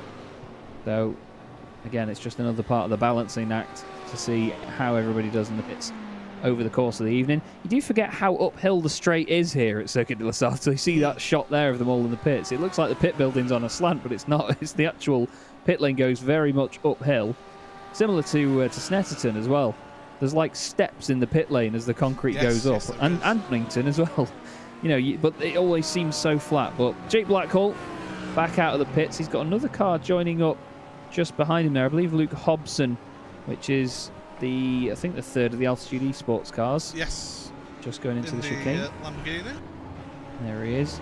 Glorious looking car, the Lamborghini. Really is. It's Jake Blackhall, 28.1 seconds in his pit box, and was exactly a minute, my OCD likes that, on cone to cone. Oscar Coper, who's not that far behind Luke Hobson here, was 20 seconds in the pit stall, and a few others now deciding to take this opportunity to take pit stops. Ben Gregory finally getting any damage that maybe got from that incident with Paul Webster. He'll be looking to get some fast run now that he's got a car that's pretty tidy. Yeah, indeed. It makes all the difference. As I said before, if you're just losing 5 kilometres an hour down this straight, for the amount of time that you are flat out down these straights, that really does hurt your lap times. It just simply, you cannot be on a competitive pace if you're losing any speed in a straight line here. It all depends on what you do in the corners, I suppose, at the end of it. This is Brian Loynes, who is now fighting again with Dadswell. So it hasn't really shaken up the fight that much, but Evdoka's driven away, hasn't he? I was going to point that out. Evdoka has absolutely just waltzed away from these. I don't know what setup he must have on that car. It must be such a low rear wing. He must be pushing that in terms of adhesion through the faster corners. But these drivers, they're not keeping up with Michael. In fact, he's just still waltzing away from them. He is indeed showing his true class at the moment, Michael Evdoka. Very, very quick driver indeed. 5,376 I rating currently is Michael Avdoka, and to be fair, I'd say he's quicker than that number gives credit for as well, in all fairness. I'm not sure whether I pointed it out on air last week, but it was David Baker that's actually the second highest I rating to Josh Thompson in this championship. Yes, Josh Thompson has 8,011. Dave Baker's got 7,002 I ratings, so fair play, Dave. Oh, Sutton and McFarlane are swapping while Thompson comes in the pits. Yeah, so he's thinking, oh, well, actually... that's why. That's why. So McFarlane's onto pit road, Turnbull's onto pit road as well. We're starting to get those pit stops coming in, everybody. So, oh dear, there's a very smoky car on pit road there. I think that's Andy Archer's car. Yeah, it's the Barcher-barbecue. No. Let's scratch that from the memory, everybody. Chaz never said that. Josh into the pits. Slight little slide into his pit box there. Oh, that looked a bit scary. Ross McFarlane going past. And there is Matt Turnbull doing another similar slide into there. Interesting that the Lamborghini doesn't have any tyre writing on the tyres in comparison to the other cars. I always think tyre writing makes them look great. We have got a pit party, by the way, here. Yeah, we've got loads of them. It's full of cars. As you can see. Yeah, thank you. This camera shot's coming around, don't worry. Someone fire up the blimp. There you go. Look at that. Snake of cars in the pit lane. That's pretty much most of the field. Turnbull out in front of McFarlane. That's intriguing. Very intriguing indeed. 3 seconds he gained. It's Turnbull taking a slightly quicker stop this time, and then having a slightly longer pit stop as his next pit stop. By the way, everybody else is pretty much on pit road, apart from Luke Hobson, who's still out there. And there's only the top 3 of Sutton, Foggy and Baker who haven't come onto pit road yet. Scratch that. Luke Hobson's just come onto pit road. Oh, there you go. He's popped in. There's Luke Hobson, but yeah, a massive amount of them there coming in together. And I think that, again, is another attribute of this circuit, isn't it, Paul? Because of how much fuel you use over the course of a lap, you don't see much fluctuation in terms of a pit window. It's like when you race at the Nordschleife as well. You know, it's an enormously long lap there. So if you are going to do like an hour and a half, an hour and 40-minute race, you're not going to see people coming in 1 or 2 laps after one another. They're all going to be on pretty much the same lap. We get a little bit more fluctuation here because it's, less than half of the lap round the Nordschleife here. So, you know, we do get a little bit of it, but still, it's only going to be 1 or 2 laps tops, isn't it? Because while they can save fuel in a straight line, at the end of the day, you're still pretty much flat out, aren't you? So you can't save that much. Yeah, you're on full throttle. It's only if you're in that slipstream that you get to really sort of pull yourself forward and get that little bit of extra slipstream and a little bit of extra fuel saving, because of course if you're in the slipstream of the car in front of you, that car in front is creating a hole in the air. That means that it's a little bit less drag, a little less wind resistance on the cars, meaning you can have a little bit more fuel economy. That's why you saw Sutton working with Ross McFarlane for quite a while, sitting behind him for a little while in the race. So yeah, that's why you saw that little bit of a sit behind to maybe save himself this 1 lap of extra fuel. And it's interesting as well that drivers do that to then drive in clear air, because he's not got anybody to slipstream with. Like McFarlane now has Turnbull in front of him to drag him along. Just as Ethan's put in the chat, you know, Turnbull's just going to pull Ross forward up to the back of Josh if he can match his pace. I mean, we've seen Matt Turnbull has been absolutely rapid this season. He's won a race as well. So he's been on it. Here is your race leader into the pits and your championship leader right behind as well. Ash Sutton leading in his Pure Sims OBP teammate, Nickel Foggy, the number 116 and the number 43. There's another Pure Sims car on his way down the road as well. That's Dave Baker in the number 66 Pure Sims 3M Lamborghini. The barbecue's still going there, unfortunately for them. Certainly is. He's probably just trying to mimic the display team from earlier on, the Partout de France. But it's the Frecce Tricolori, as they call them in Italy. But it's not quite to the same effect, unfortunately, there for Century Sim Racing. But still, love the idea. Ash slots into the box. He's just going to take fuel. You won't see, just like Paul said before, this isn't a tyre-intensive track. You'll just see these guys taking fuel and going straight back out there. They'll just brim the tank, and then it'll be the second stop, I imagine, where they'll try and save a little bit, won't they, Paul? You know, they don't have to do a full stint at the end. You'll see drivers calculating it. There'll be mere tenths of a second between pit stop times, won't there? Watch out for pit straight, by the way, because you're going to see Josh Thompson comes flying past. There he goes. And the question is, there goes Turnbull, and there goes McFarlane. So Sutton has dropped down 32.2 seconds on the box, whereas Thompson, who's in the lead, was 31.7 seconds. Thompson's lead has dropped a little bit. He was around the 4-second mark in the lead, whereas now he's dropped that down to 2.1 seconds here. Yeah, it's intriguing to see these gaps change that much, really, because a lot of the time there is a bit of a stalemate. You've got to think that with him not being in the slipstream on that final lap of the stint there, is that what's lost in the time? It's hard to know from when you've got to compare it to a lap with slipstream for the other driver, but either way, he knows what he needs to do now. And this is the thing, when you get these first pit stops, a lot of the time, you know, drivers can figure out what they're going to do in the first stint or what happens after the first stint, but until you've made a pit stop, it's hard to know exactly what you're going to do or where you're going to end up. There are McFarlane's lap times. You can see he's been pretty consistent. The pace didn't really drop off, did it? But you can see that fifth lap is a bit slower than the others. I imagine that's the one where he sat behind down the straight. Despite having the slipstream, you know, you're still coming off the throttle. You're still going a little bit slower than you would be normally. So it does make the difference. But either way, we've still got just under an hour left to go now. 59 minutes. We know, Paul, that everything can change in 20 minutes in this championship. Everything can change in 1 minute in this championship, let's be honest. So, you know, this is going to be a slow burner, is this one. We're under an hour, and yeah, interested to see how things go on. So those are Sutton's lap times. It'll be interesting to see what his lap 12 is like on his out lap. That'll be what will show us for him. As for Josh Thompson, well, it shows pit stops there. Those aren't pit stops, by the way. Those aren't pit stop laps there, so something's gone wrong with the timing there. On that I think I know what that might be. Is that because of his a slight connection problem?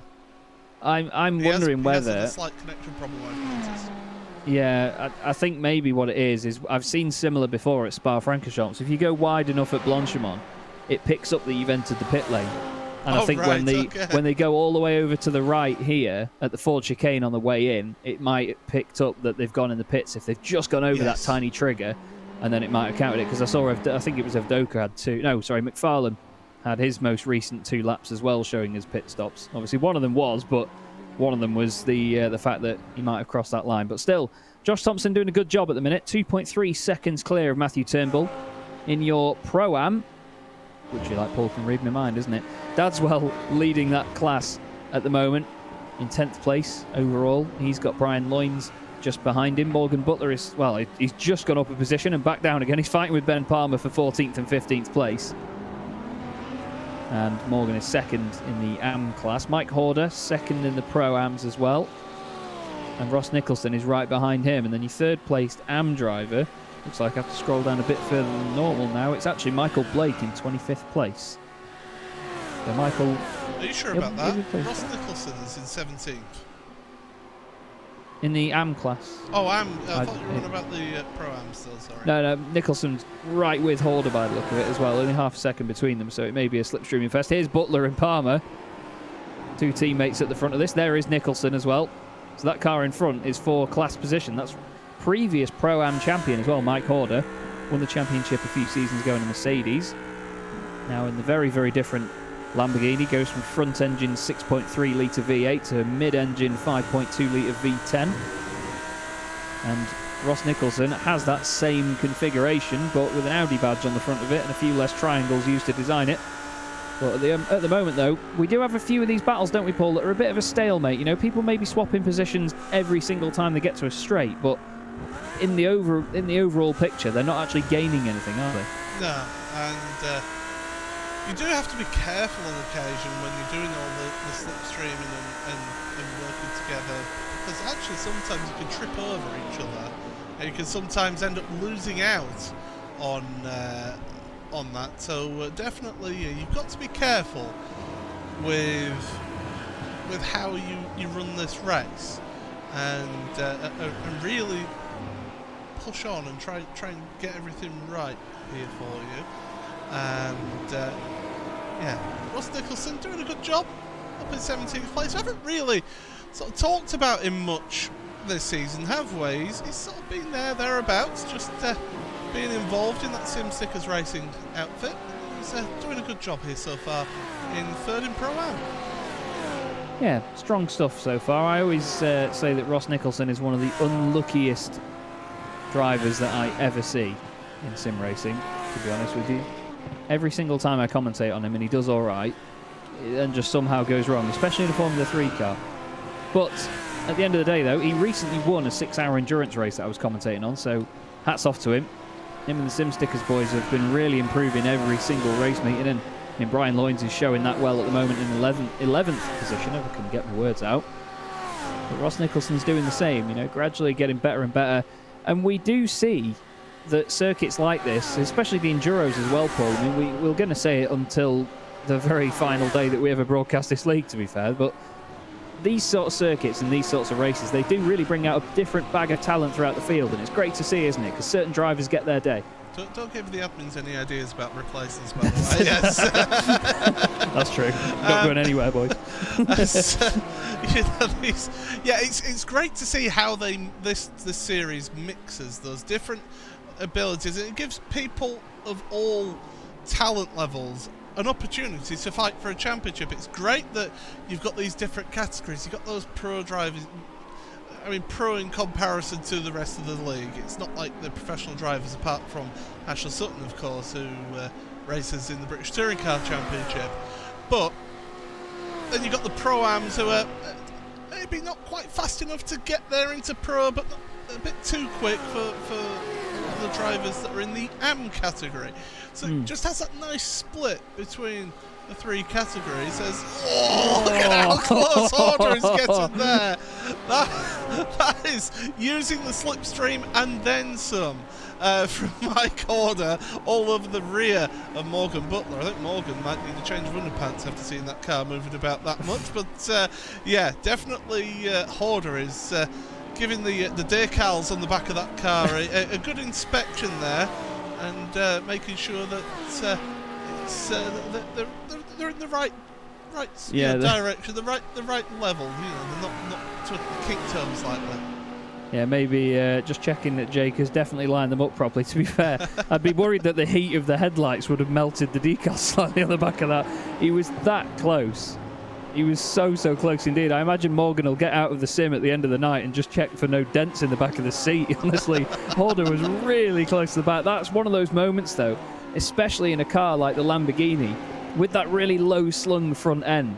It can honestly get under the diffuser of a car like the Audi and just pick the back end up, and before you know it, the thing is around. And especially on the way down to Indianapolis. Say again, Chaz.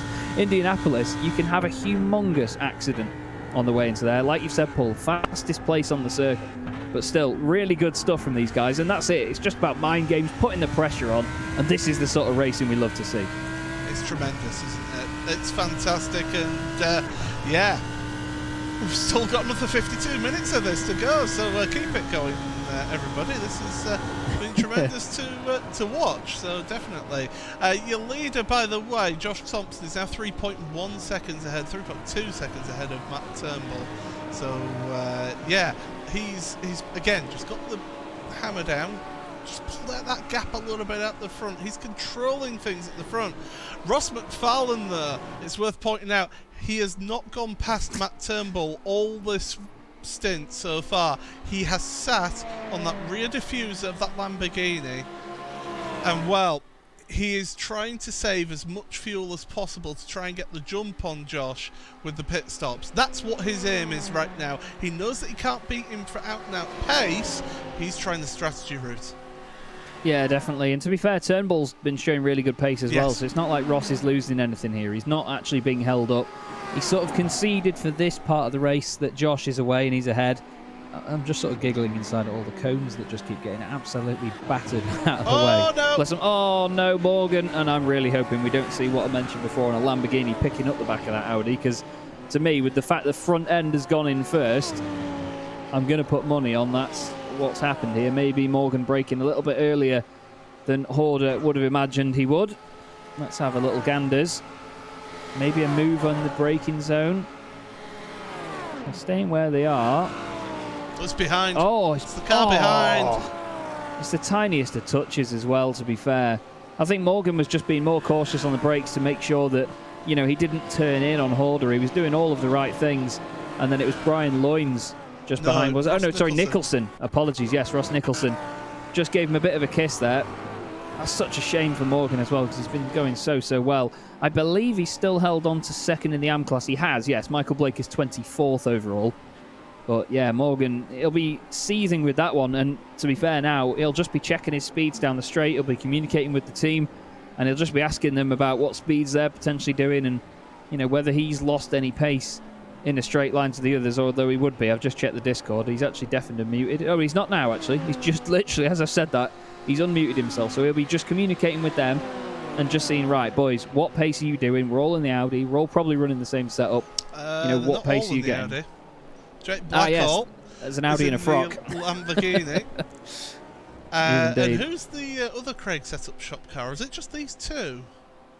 I believe it is, yeah. He's got a Lexus behind him, though, by the look of it. Michael Blake there in 24th position. Just, oh, sorry, no, it's a Pig. It's not a Lexus. 3 BMWs in a row then. So you've got Michael Blake for Simmortal. You then got Mark Woodhouse and Paul Webster. Paul Webster, of course, recovering from that incident earlier on lap 1, wasn't it? So yeah, he's recovering after that incident earlier on with Ben Gregory. Indeed, and it looks like he's got the damage repaired as well when he had his pit stop earlier, which is all good for him. Whoa, Jake a little bit wide there on the exit of Arnage. Oh no, you commentators cursed him, haven't we?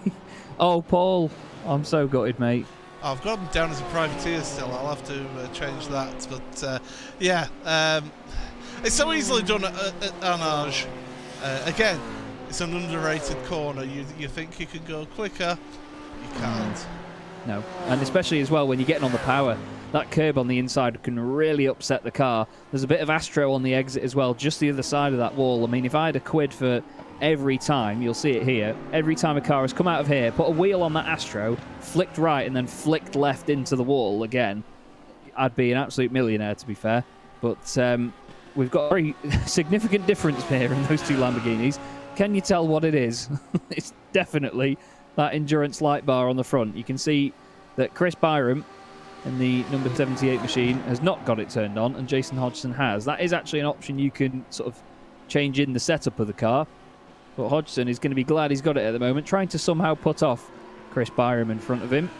But it's a good-looking car, that Altitude Esports car. They actually teamed up with XZ, I think it was XZ Racing or XZ Esports, in another series that I cover. And they have this mix of like this neon green and pink with that Altitude livery, with the blue and the black on it, and very shiny finish. And it's a stunning looking car. And they've got it on a Formula 3 car as well. So I imagine if they did a similar livery, I think it's Phil Reagan that does them, on the Lambo, it would look stunning. But I suppose it probably won't look as stunning as Chris Byram's machine in front of him, because that's a very bright and colourful car as well, isn't it? Yeah, absolutely. It's pretty much the art car of the series, is that in front. I was pointing out Jason Hodgson because, of course, he came into this round of the endurance races as your leading driver in the Enduro Cup, so definitely worth just mentioning him. Now, interesting, the trigger has been pulled. Ross McFarlane is ahead of Turnbull. Well, what can he do about the pace now? Can he get ahead? Well, get away, sorry. Can he disappear up the road? That's going to be the question. Starting to get a bit of traffic now as well, is Josh Thompson. That, to me, looked like Adam Hedgecock, who was unfortunately involved in that incident earlier. He's not going to be too pleased about getting like, oh no, that's Sean Gardner, I think. I hope it is. It is. I don't hope it is. Sorry, Sean. out of the S's, probably caught the grass, sent it round, and then yeah. Car seems to be panel damage free, so it seems that he just lost it, kept it off the walls, and kept it going. Yeah, it's a nice livery on that car as well, the boosted car. They always have had this striking look about them, but it certainly does suit the Lamborghini. All the angled edges of that car really do complement the livery and vice versa. Now here is the number 155 machine of Oscar Coper. He's up to 18th place in this race so far. He's just watching the battle between Chris Wood and Ross Nicholson. Chris Wood, the highest placed Lexus BMW in the field, just going around the outside of Ross on the way into Indianapolis. You can see the amount of camber that you get there. Gives you false hope for the grip that you get into Arnage. Onto the brakes. It just doesn't want to turn in. You can feel it even from this camera angle. Really doesn't want to turn in. I honestly do think there's a magnet in the fence, but either way, these guys know what they're doing. I don't. That's why they can get around the corner and I can't. But fantastic stuff so far from them. And to be fair, it looks like Oscar, he's going to be trying to push through here and get past both of these pair. What do you reckon? Because of course I've got the onboard audio here, he's actually putting in the clutch. So he's even going all the way to the point of pushing down the clutch, getting the revs to drop right down to try and do lift and curse. So it's not just lifting and letting the engine do the braking, he's completely dipping the clutch and just getting as much fuel saving as possible. It's extreme, and there's Ross Nicholson with a slowdown penalty, as is also Chris Wood. So a couple of easy positions gained for Oscar there. I said you buy one, you get one free. Oscar Coper just slots through there. Thank you very much indeed, he says. I'll take that on my charge up through the field. Have you got a sponsorship with SafeStyle UK? Good grief. I'm glad that you know the exact reference as well. Other window manufacturers are available. They are indeed, yes. Windows 10. Oscar Coper is going to be very pleased now because he's on the leaderboard. He's not going to be too bothered about the broadcast at this point, but if he watches it back, he can say, look, Mum, there's me. But either way, 28 places gained so far, especially on a track that causes such a stalemate like this. That is a hell of an achievement, really. What a drive he's put in at the minute. That's mega. Yeah, he's been working his way through, and yeah, he's doing a good job. Jesse Jones as well as 23, 24 positions as well. So the two RSR Esports by G Performance cars working their way through. To be honest, they wouldn't have wanted to have found themselves having to work their way through the field here today. But Kenneth Hostveld is doing a wonderful job up in 6th place for the team as well. Sat right behind Mark Fletcher, going into, we're past halfway of this race as well, so we're in that final half of the race, and it's now where you start thinking about is, where is that fuel strategy going to bring you out, and let's go. Yeah, that's it. They'll be trying to think, right, how much fuel do I need to take in the stop? Where is so-and-so going to be when I come back out? Are we going to pit on the same lap? Because even though I know I said before, you get 1 or 2 laps of fluctuation between pit stops, every single time you have more than one pit stop, that pushes the other person's stop back by 1 lap. So even though we saw Ash Sutton going 1 lap later last time, he could do another extra lap in this stint, but he's not in the slipstream to do so this time around. So it really does turn things on its head when you get out in clean air, because usually you see that as a good thing. But then in this scenario, you see that as a bad thing, because as I said before, you don't get the slipstream, you don't get to chase down a car in front, you don't get the opportunity to slipstream. And I think in fairness, it's not really worked out so far for Ash. He did start on pole. He'll be looking to try and get that back. Obviously, we know he's no slouch. And it's the same with these guys as well. I mean, Ovdoka as, oh no, that's Mark Woodhouse, the stud muffin himself of Team Mad, leaving a lot of dust and stuff behind. And he doesn't seem too damaged, actually, looking at that car. I think he's just gone straight on at the second Mulsanne chicane. So taking the cut through, taking the slowdown penalty and back up and room, but down to 28th. He won't be happy with that. The Pro-Am driver. This BMW just doesn't seem to suit the team. No, you're right. They seem to have the odd struggle with it here and there. I mean, I've heard it's a very stable car, but maybe you have to run quite a risky setup on it to get some pace out of it, because you'd expect, similar to your Lexus, and that's genuinely not a joke this time, it's similar to the likes of the Lexus, you know, the old Boatley, and other larger cars like the BMW M6s that we used to get, Nissan GTR, GT3s. The cars that are a bit more bulky in terms of their body, they can spread the weight out a bit better. They're always known for being good in the wet because they've got that really level playing field of how much bulk is spread out. And I think that that's a good thing about the BMW, but I imagine at the same time it sets it up to be quite understeery, because a car that is really balanced is very flat, you know what I mean? You don't have that pointy front end and a loose rear end that helps it turn in. It just sits really level, so maybe you do have to try and play about with it to get it turned in. But yeah, you're right, Paul, I don't think they've had the sort of smoothest of sailing seasons so far. With the, I mean, having said that, Immortal team isn't doing too bad in the team Pro-Am Teams Championship. Yeah, so they're doing okay. I mean, coming into this round, they were in 3rd place in the Pro-Ams. Team Mad in the Pros, which isn't really their position really, but of course because of the driver lineup, they ended up in the Pro teams.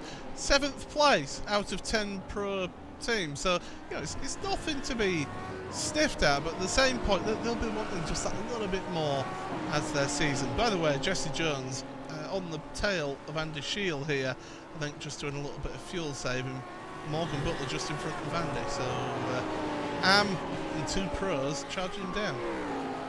Yeah, indeed, nice mixed bag in the chase at the moment, but either way, Andy Shield, we know, is no slouch. You know, he's won races in this championship before. He's been driving that McLaren now for a few seasons.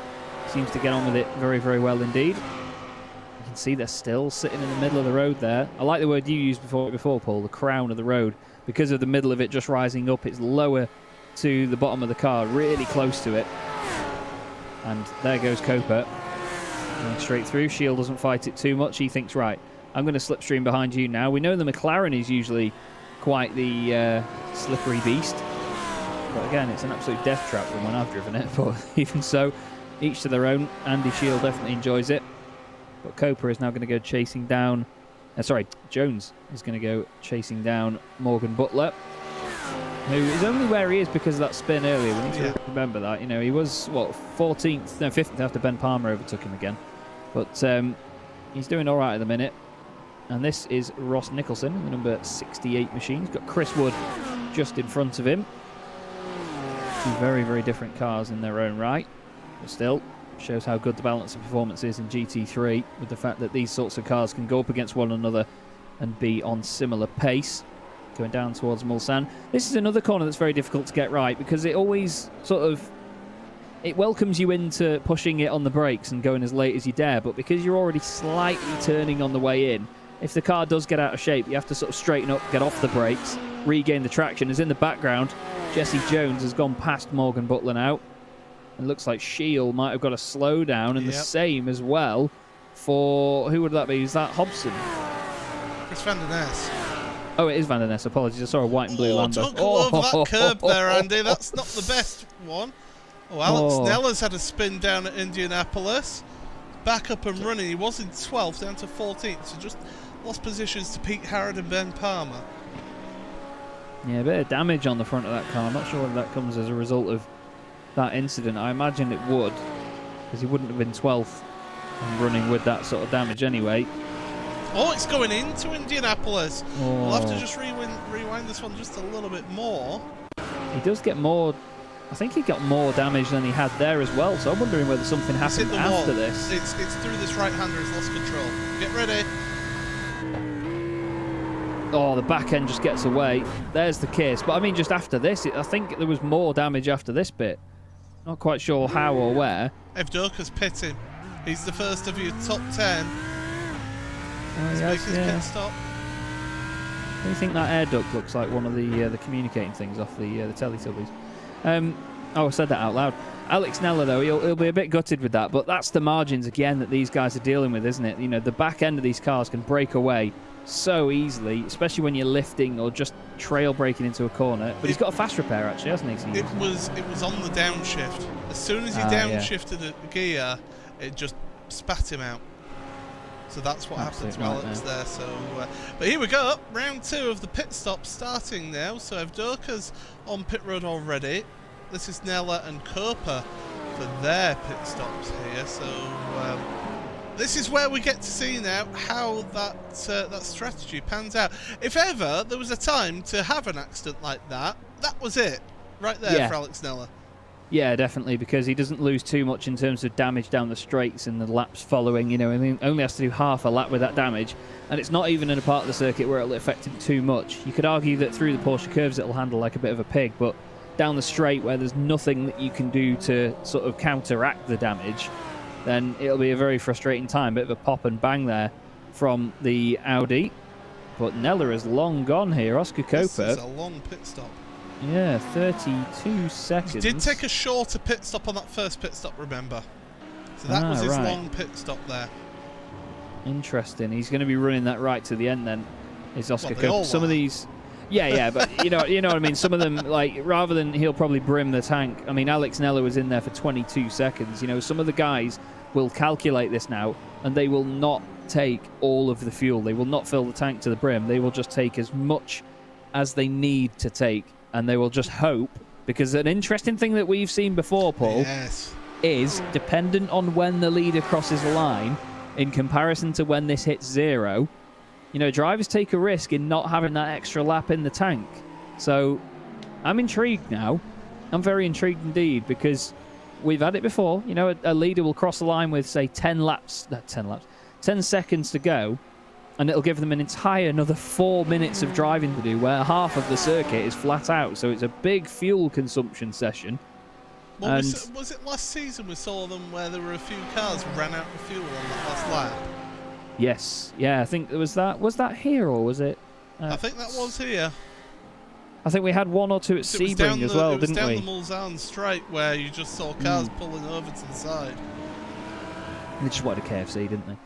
But in fairness, though, I think I'd probably get distracted by it. But this is the chase now between Mark Fletcher and Kenneth Oswald. Very close to that wall on the exit. There's Adam Hedgecock just in front of them. He'll be gutted after that. It's really not the circuit as well to have a lonely race down the order with damage, is it? It's such a miserable circuit to drive on your own, especially when you're so far I enjoy off. driving the circuit. Oh, I worded that very badly. If you're in a race... Yeah, if you're 47th and you're, how far is he off the car in front? 1 minute and 43 seconds off the car in front, then that is no fun. You know, it's great to still drive it, of course, but you know what I mean? In terms of your race scenario, it's just a horrible place to be if you're near the back on your own, which is something I was very much used to. That's why I'm here in the commentary box on RaceSpotTV. But he lets them both go very easily, as he should. Turnbull in then, and interestingly as well, his teammates around him not pitting. We expected Foggy and Sutton to go another lap longer, but McFarlane and Thompson I would have thought would come in on the same lap as Turnbull, because they did last time. So intriguing. And actually, Ethan Bass has made a good point. Yep. People ran out of fuel at Interlagos. Yes, that's very true. They did. Was one of them you, Ethan? Is that why you remember?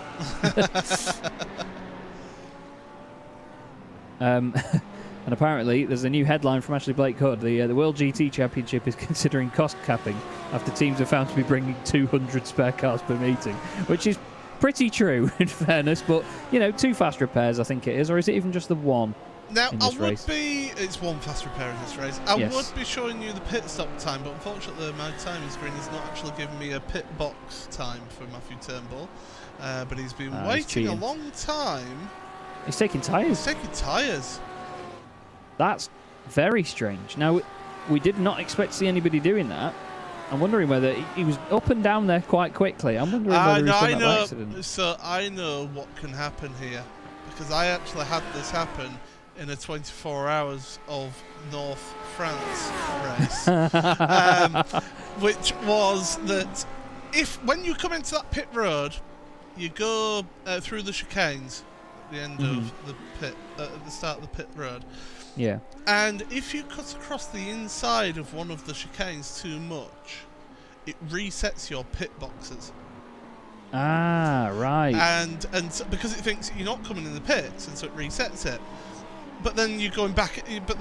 Onto pit road, so it's then reset, and you don't notice it. No. So you end up putting a full fuel tank and start taking tyres as well, which is, I think, what may have happened there. So that does mean that he's going to have a very unusual handling car if he's got one tyre changed. Yeah, indeed. It'll be certainly good at certain corners and then not in the others. That's going to be very odd indeed. And don't forget, he's got to get that tyre up to temperature yet as well. So, lively stuff from Ross McFarlane around Mulsanne there. Can I say, Ross McFarlane has been absolutely on it. If we compare lap times here, so Josh Thompson, been in the 56ers pretty much all the way through his stint. We compare zeros, this 2, 3, 4s. Compare this now to Ross McFarlane. Since he's got out of the slipstream and got past Turnbull, he's done a couple of 55s here, a 56. Which the 56-0 was quicker than Josh did as well. So,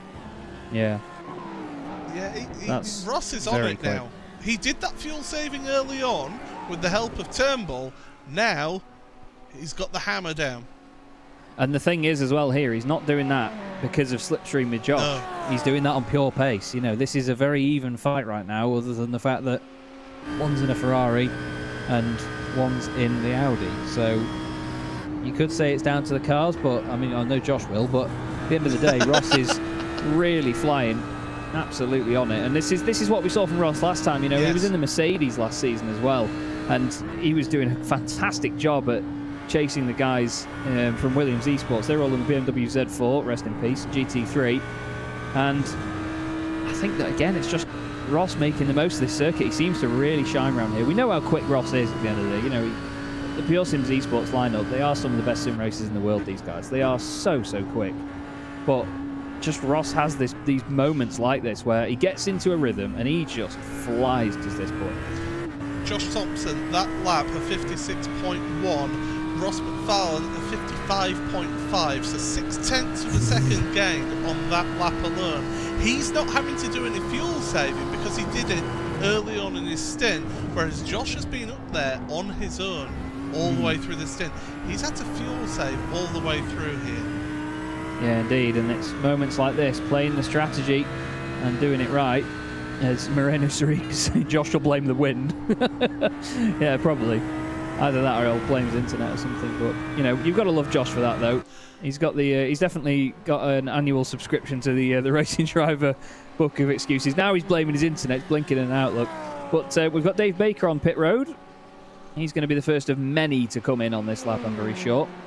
But I'm intrigued by this fight, though, Ross McFarlane and Josh Thompson. Well, Ross Nicholson is involved in the battle. He is, yes. That's fair. With Chris Wood, he's about 2 seconds back from Chris, but yeah, he's involved in the battle. I got it right without knowing it, I suppose. But either way, you know, it's these sorts of moments that we love. I mean, we obviously, I'd say we enjoy all the aspects of this championship in different ways. You know, we have the fantastic sprint racing that's always so lively. There's so much going on. I love the feature races because they still have a bit of that, and they still have the strategy aspect as well of pitting and trying to save fuel. These endurance races, now they've got 2 stops involved.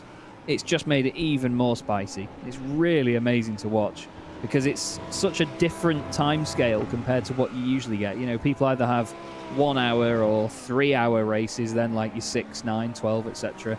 But 1 hour and 45 minutes is a very interesting window. And when you combine that with the limited fuel they have, it's just great. And it does work, this. I really do enjoy it. And at the end of the day, I think that, you know, drivers like we saw last season, Moreno Saric, Alex Arana, Josh Thompson in the Williams Esports trio, we always said, you know, those guys, their bag is endurance racing and top-level stuff like that. You know, they're used to it.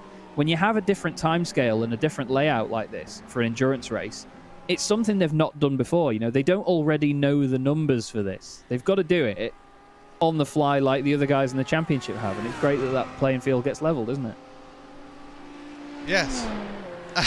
You pretty much said it all there. You did. It's great. It's a really intriguing race. This is Ross is still continuing to eat away at that time of Josh Thompson.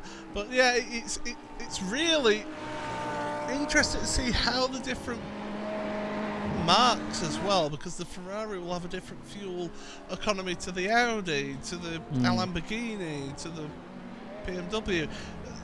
They've all got those different foibles. They've all got the different handling characteristics as well. And yeah, it all comes to a head towards the end of the race. I mean, we're just hit the 26 minutes remaining mark, so time is running out.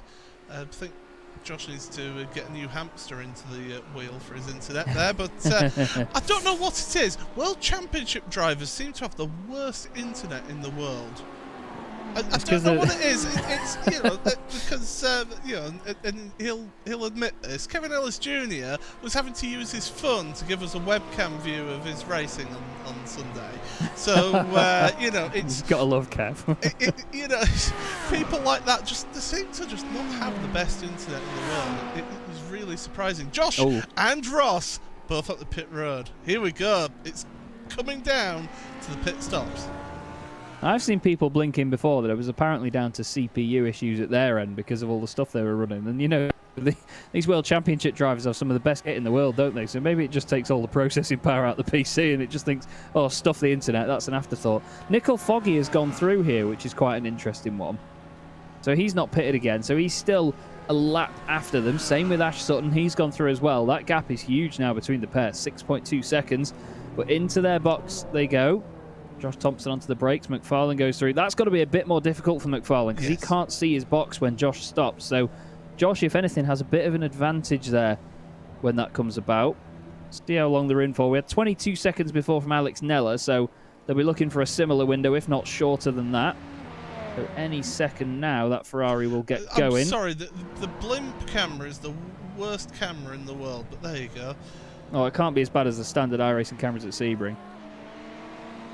Sorry, carry on. To try the Sebring Club circuit for cameras, trust me. Oh, now, no. 22.1 seconds for Josh on the box. 21.5 for Ross, and Ross is in slipstream. This is going to the end of this race. Oh, no. Heck. Oh, Moreno's saying the problem with the internet is that they are faster than the internet. I like that. Moreno. I'll give you that one. But yes, this final half hour of the race, we've effectively got a sprint race now on our hands. We've got 23 minutes to go, and this is down to outright pace now. No fuel saving, no messing about. And it also, don't forget, we've still got the unknown of when is Josh going to cross the line in accordance to when it goes to zero. So that is the one thing you need to keep an eye out for as well, everybody. Check that countdown timer. For your own records, as you've seen, it's 3 minutes 55 and 56 for the leaders of this race so far. Maybe a little bit slower now. They've got a bit more fuel in. Maybe even a bit quicker. You never know. But, oh no, that's Nella.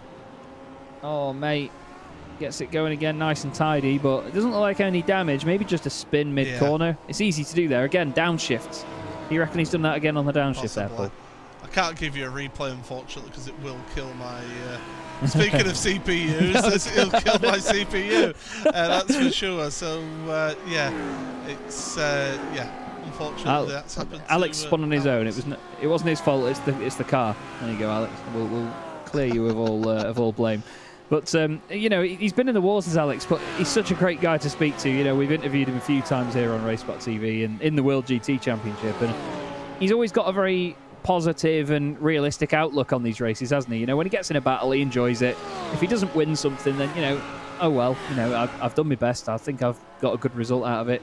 I mean, he got a win out of the Ford, for God's sake, at Monza a few seasons, like last season. Yes. We loved that. That was one of the most popular victories of the season. Alex is a real star of this championship. So it's a shame to see him having those moments, but you know that he's always going to push on right to the end. Someone else that's going to do that is Nickel Foggy. And he, of course, won one of the previous endurance races in the championship.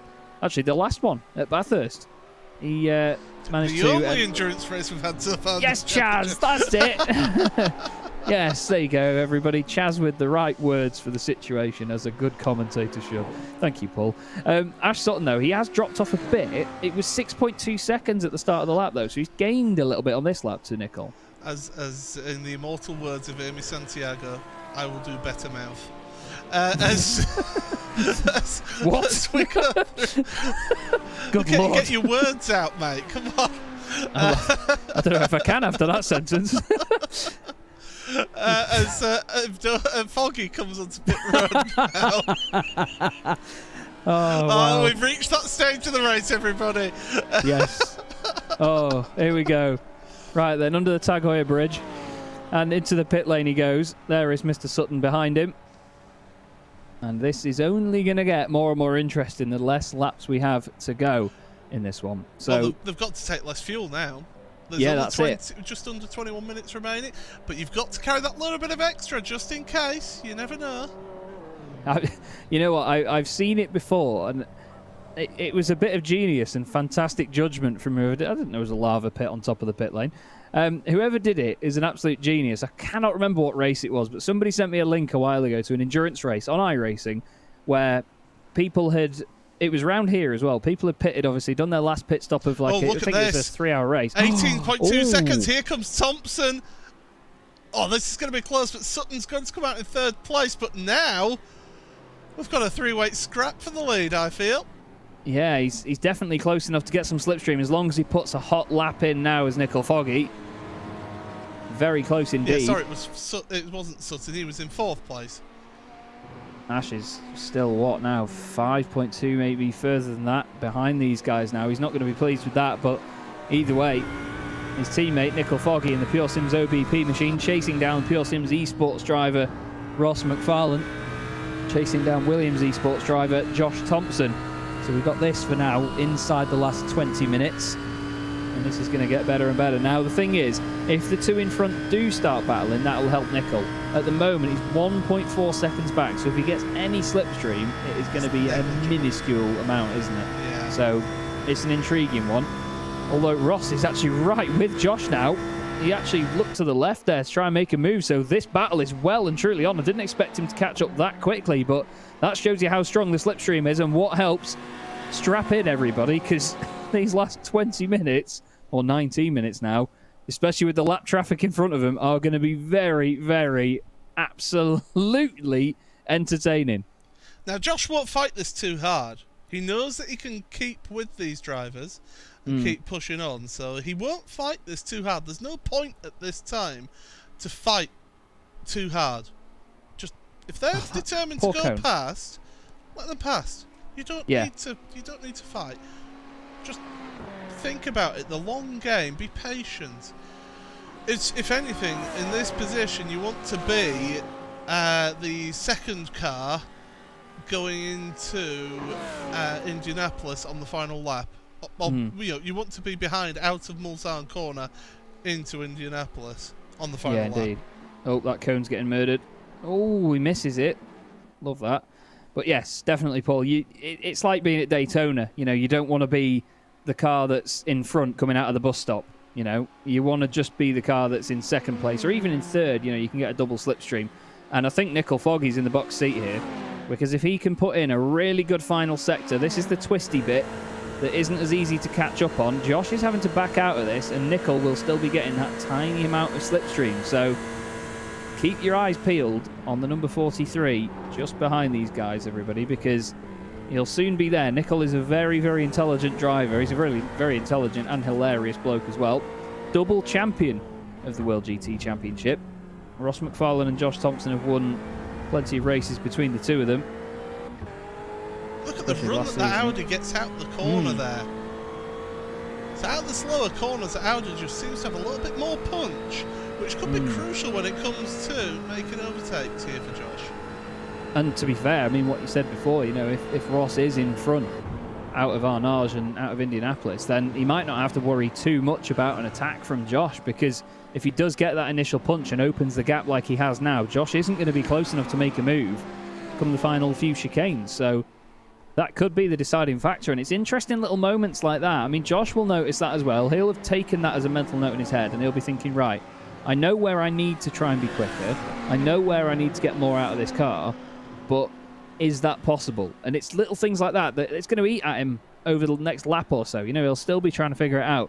And it's the fact that these drivers can do that so well while still racing at this pace and pushing this hard that I just do not get very lively through the last chicane there for Josh Thompson. Bit of Paris-Dakar for the left rear on the exit. But look at that now. Foggy's dropped off a lot there in that last sector. I think he might have had a slowdown through the end of the Porsche curves. Looks like it, yeah. Keeping an eye on the battles further down as well. We're not just focusing on this lead battle, although this is intriguing, that's for sure. Battle for 5th place, Matt Fletcher and Kenneth Ostwald is under a second. Battle for 8th place between Michael Evdoka and David Baker is ongoing. Oh, Daniel Crossley's had an incident down at Arnage. He's had a spin by the looks of things, and that Ford, well, it's not worked out for him, but he's started the race from the pit lane, so 25th, that's not bad going. No, definitely not. Well, he's more than half the field that he's managed to get ahead of. I was just going to mention these boys. Jake Blackhall and Michael Blake just swapping positions. Jake Blackhall just getting past. I don't think Blake would have fought that too hard. No, definitely not. There's no point for him at this point in the race. Michael's doing well in the AM category. He's on for plenty of points in the Enduro Cup. And, of course, a good haul of points in the overall championship. Jake's in the Pro-Am category, currently 4th in that one from what I can see, behind Chris van der Ness, Ross Nicholson, Tom Dadswell. Van der Ness has been going well as well, actually. Yes. He's quite under the radar. Here is Ostwald, just behind Mark Fletcher. These two have been glued together for the whole race. Mark's going to be sick of looking at RSR Race Sports by G Performance Cars. I broadcast a race with them at Bathurst, a 90-minute race where he had to fend off 2 of them, one of which I believe was Kenneth Ostwald as well. The other was Oscar Coper. So Mark's going to be sick of that. Mark eventually won the race. But either way, he seems to always have the attention of them. Has good battles with them, and that's the thing. When you do race with similar drivers week in, week out, which is one of the beauties of league racing on iRacing, you know who you're up against. You know what sort of driving style to expect, and you have that confidence to race closely with them. And I think that's part of the reason that these guys have stuck together so much in this race. Yeah, it's the slipstream helps, obviously, but yeah, the fact that they know each other and race each other so much that, yeah, it helps so much. Another 2 drivers that you mentioned that have been stuck together, although not Pete Harrod in front, it's been Tom Dadswell and Brian Lyons. It's 11th and 12th place, those 2. They've been neck and neck throughout the entire race. Yeah, they've been really stuck together and having an absolute belter. And this is the sort of race, though, where, people say that obviously the emotions are real in sim racing. You can have great races and not win them. And this will be one of those races where Brian Loynes and Tom Dadswell, they'll go in the Discord chat afterwards and they'll both have an absolutely beaming smile on their face because they'll have had a great race to finish in 11th and 12th, if they do finish there, of course. And they'll just think, wow, that was great fun. You can have such a fantastic run like that. And it doesn't have to be the best result in the world, It doesn't have to be top spot. So I imagine they are thoroughly enjoying themselves. This is Van der Ness with Mike Horder just behind. Morgan Butler not too far off the back of them. And then Andy Shield as well. Morgan will be happy about the fact that, he can finish ahead of drivers like Andy this season. The McLaren maybe not the preferred car, but even still, it'll do Morgan's confidence a lot of good. Van der Ness and Horder, 2 very quick drivers. And we know how fantastic Horder can be. I mean, he was the Season 7 champion in the Pro-Am category in the Mercedes. And he's still got that pace in this car as well. He was in the McLaren last season as well, actually, was Horder. So a very different kettle of fish again to be in the Lamborghini. Nice move down the inside into Indy. Van der Ness again, not fighting it too much. Looks down the inside again, but nothing doing there. Oh, now, interesting. Josh Thompson has dropped back to 2 seconds. I think he's had a slow down penalty. Yeah, he must have done. That's a big change, and to be fair, that's taken him out of slipstream range as well. So that's a big, big moment for Josh. Not just in the overall championship, but obviously the Enduro Cup as well. Ross McFarlane will be very pleased with that.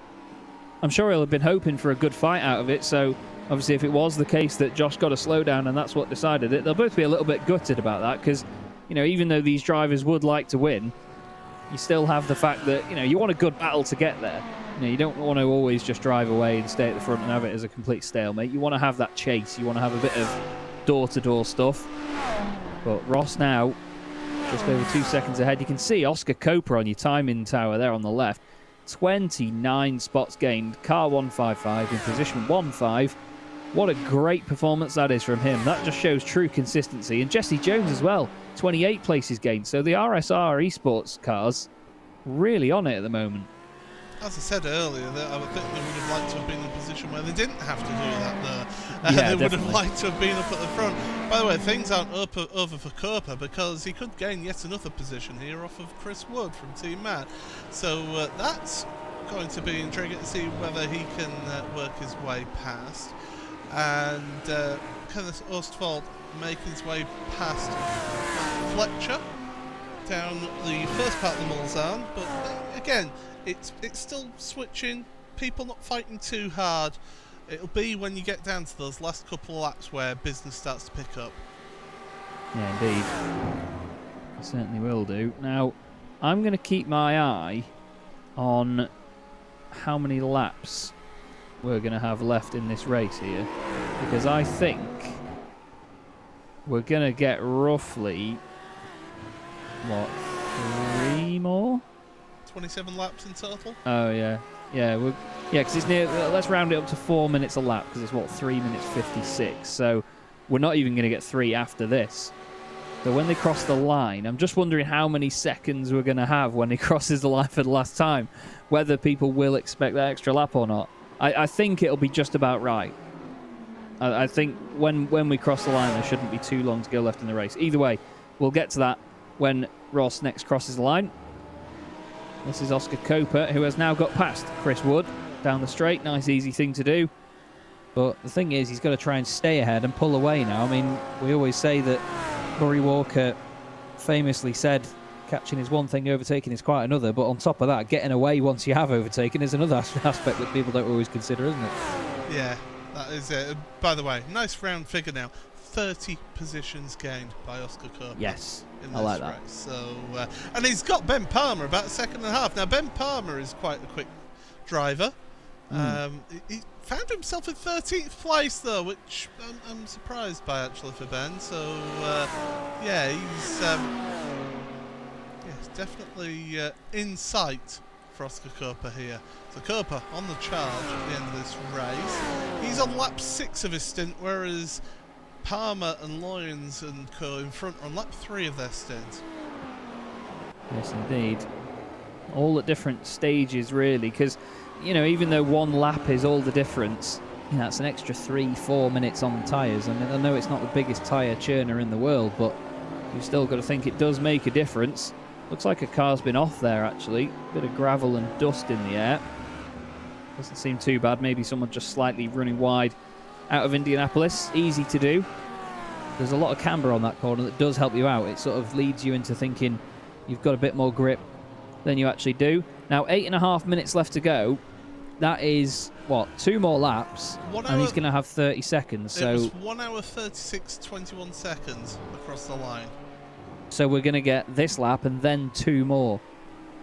It's going to be tight, yeah. Yeah, that's going to be tight on fuel for some of them, because this is now the 4th lap of their stint. You say some of them, to be fair, pitted on their 6th lap first time round, but that would have been on a full tank. So bearing in mind that some of them haven't taken a full tank here, we're going to see people losing positions on this final lap. I think most people should be okay for fuel. There might be 1 or 2 that have maybe pushed things a little bit. Michael Avdoka is on lap 7 of his stint right now. So he, along with Oscar Coper, so they're pushing things, but I think they'll probably be okay. I think they'll have taken that into account. There is a nice 3-car train going on here. Pete Harrod, Handsome Pete as he's known, up in 10th place, and he's dragging Tom Dadswell and Brian Lyons along with him. So he's giving a nice slipstream to Dadswell. I think Dadswell is quite patient and just happy to sit behind here. He knows that he's not going to catch 8 seconds up to David Baker in front of him. So maybe just sit behind here and wait for that last lap. Yeah, they're all going to be realistic at this point, aren't they? They're just going to be thinking, oh my goodness! Oh no! They've Doka around. And so is Baker. Oh, don't it's another Pure Sims incident. More civil war breaks out at Pure Sims again. Oh, heck. Boys. Oh, suddenly the replay's working. Oh, no. Dave was on the curb. Avdoka turns in. We all know how easy it is to get that wrong as well on the downshifts. Again, we said that before when we saw it through Indianapolis, but it seemed to me, I mean, on first glance, it just didn't look like Avdoka left the room. Let's see it again. Baker's a bit later on the brakes. He's on the curb, and yeah, Avdoka just doesn't leave the room, I'm afraid. I'm wondering whether Baker was just a bit late and missed his braking point genuinely, or whether he tried to outbrake Michael down the inside. But either way, you know, he was still on the curb, and there was not really anywhere else for him to go. You could argue there's runoff on the inside of the corner, but you don't want to use that, do you? All of a sudden, that big 8-second gap that I was talking about between Pete Harrod and David Baker is now all of a sudden just there. It's now a 5-car train for 8th place. There's 3 Pure Sims cars in that. We have, of course, David Baker in the Pure Sims 3M car, the 2 Pure Sims esports drivers of Pete Harrod and Michael Avdoka, and then you have Dadswell in the Altitude Esports Audi, and Brian Loynes in the Sim Stickers Audi. So it's a 2-on-1 scenario, even in the Pure Sims machinery. Dave Baker now in the sandwich, but still. Unfortunately for them, they didn't actually lose that much time, did they? Or didn't lose any places between them. They've kept in the same 2 places that they were in. So yes, it's a calamity, and they'll look back at that and maybe say, oh, maybe we should have maybe just worked that one better between us. But they didn't actually lose any positions over anyone else. That is. Yeah, definitely. And they don't seem to have taken too much damage from it either. You know, it wasn't the biggest of hits. They didn't make any further contact with anything else afterwards. So they've just cracked on with it and done what they can do. And to be fair, I mean, it doesn't even look like they're losing time to the cars behind them now anyway. You know, they're staying quite comfortably ahead. So with a couple of laps to go, we'll have to see what we can do. As we said, everybody, it's 3 minutes 56, well, roughly, for a lap. McFarlane. Oh, yeah, we're definitely getting enough a lap. Yeah, so we had that one before and then 2 more. So I was trying to figure it out in seconds and then do it into minutes, something minutes into seconds. It's never easy to guess. But either way, McFarlane leads the race by 3.6 seconds over Thompson now. So he really is flying. When they had their pit stops before as well, McFarlane's stop was about 0.6 quicker than Josh's. Yes. So it's not like Josh had a shorter stop and took less fuel.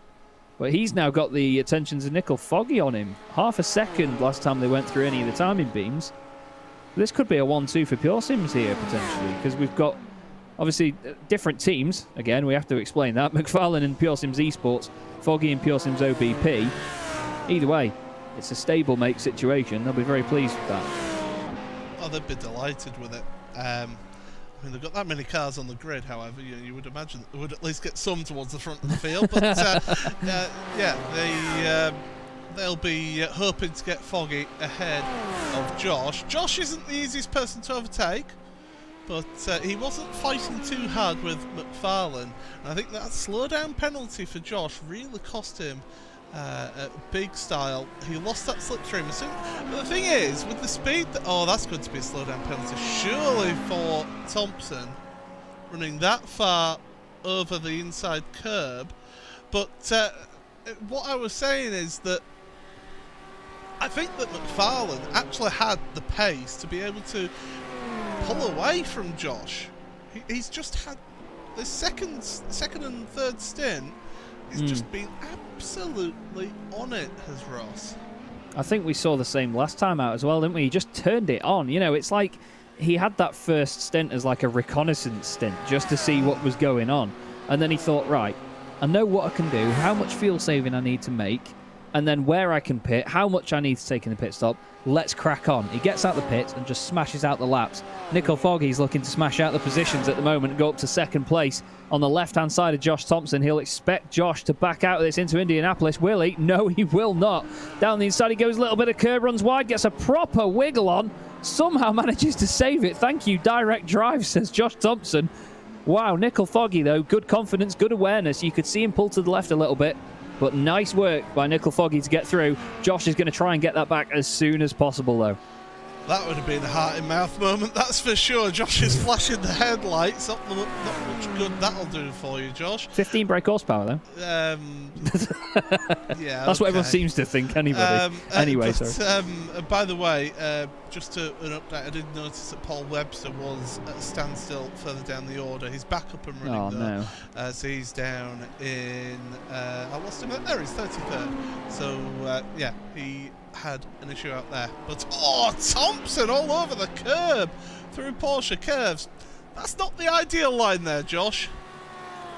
No, definitely not. He's certainly pushing hard, though.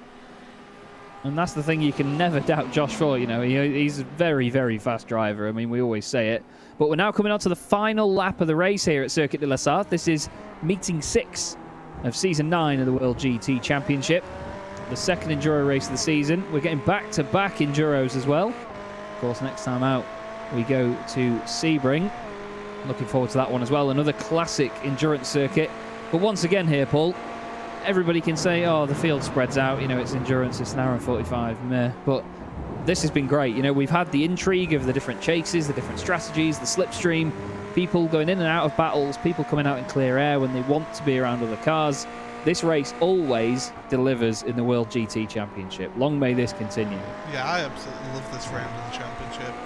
And, yeah, especially around this circuit here.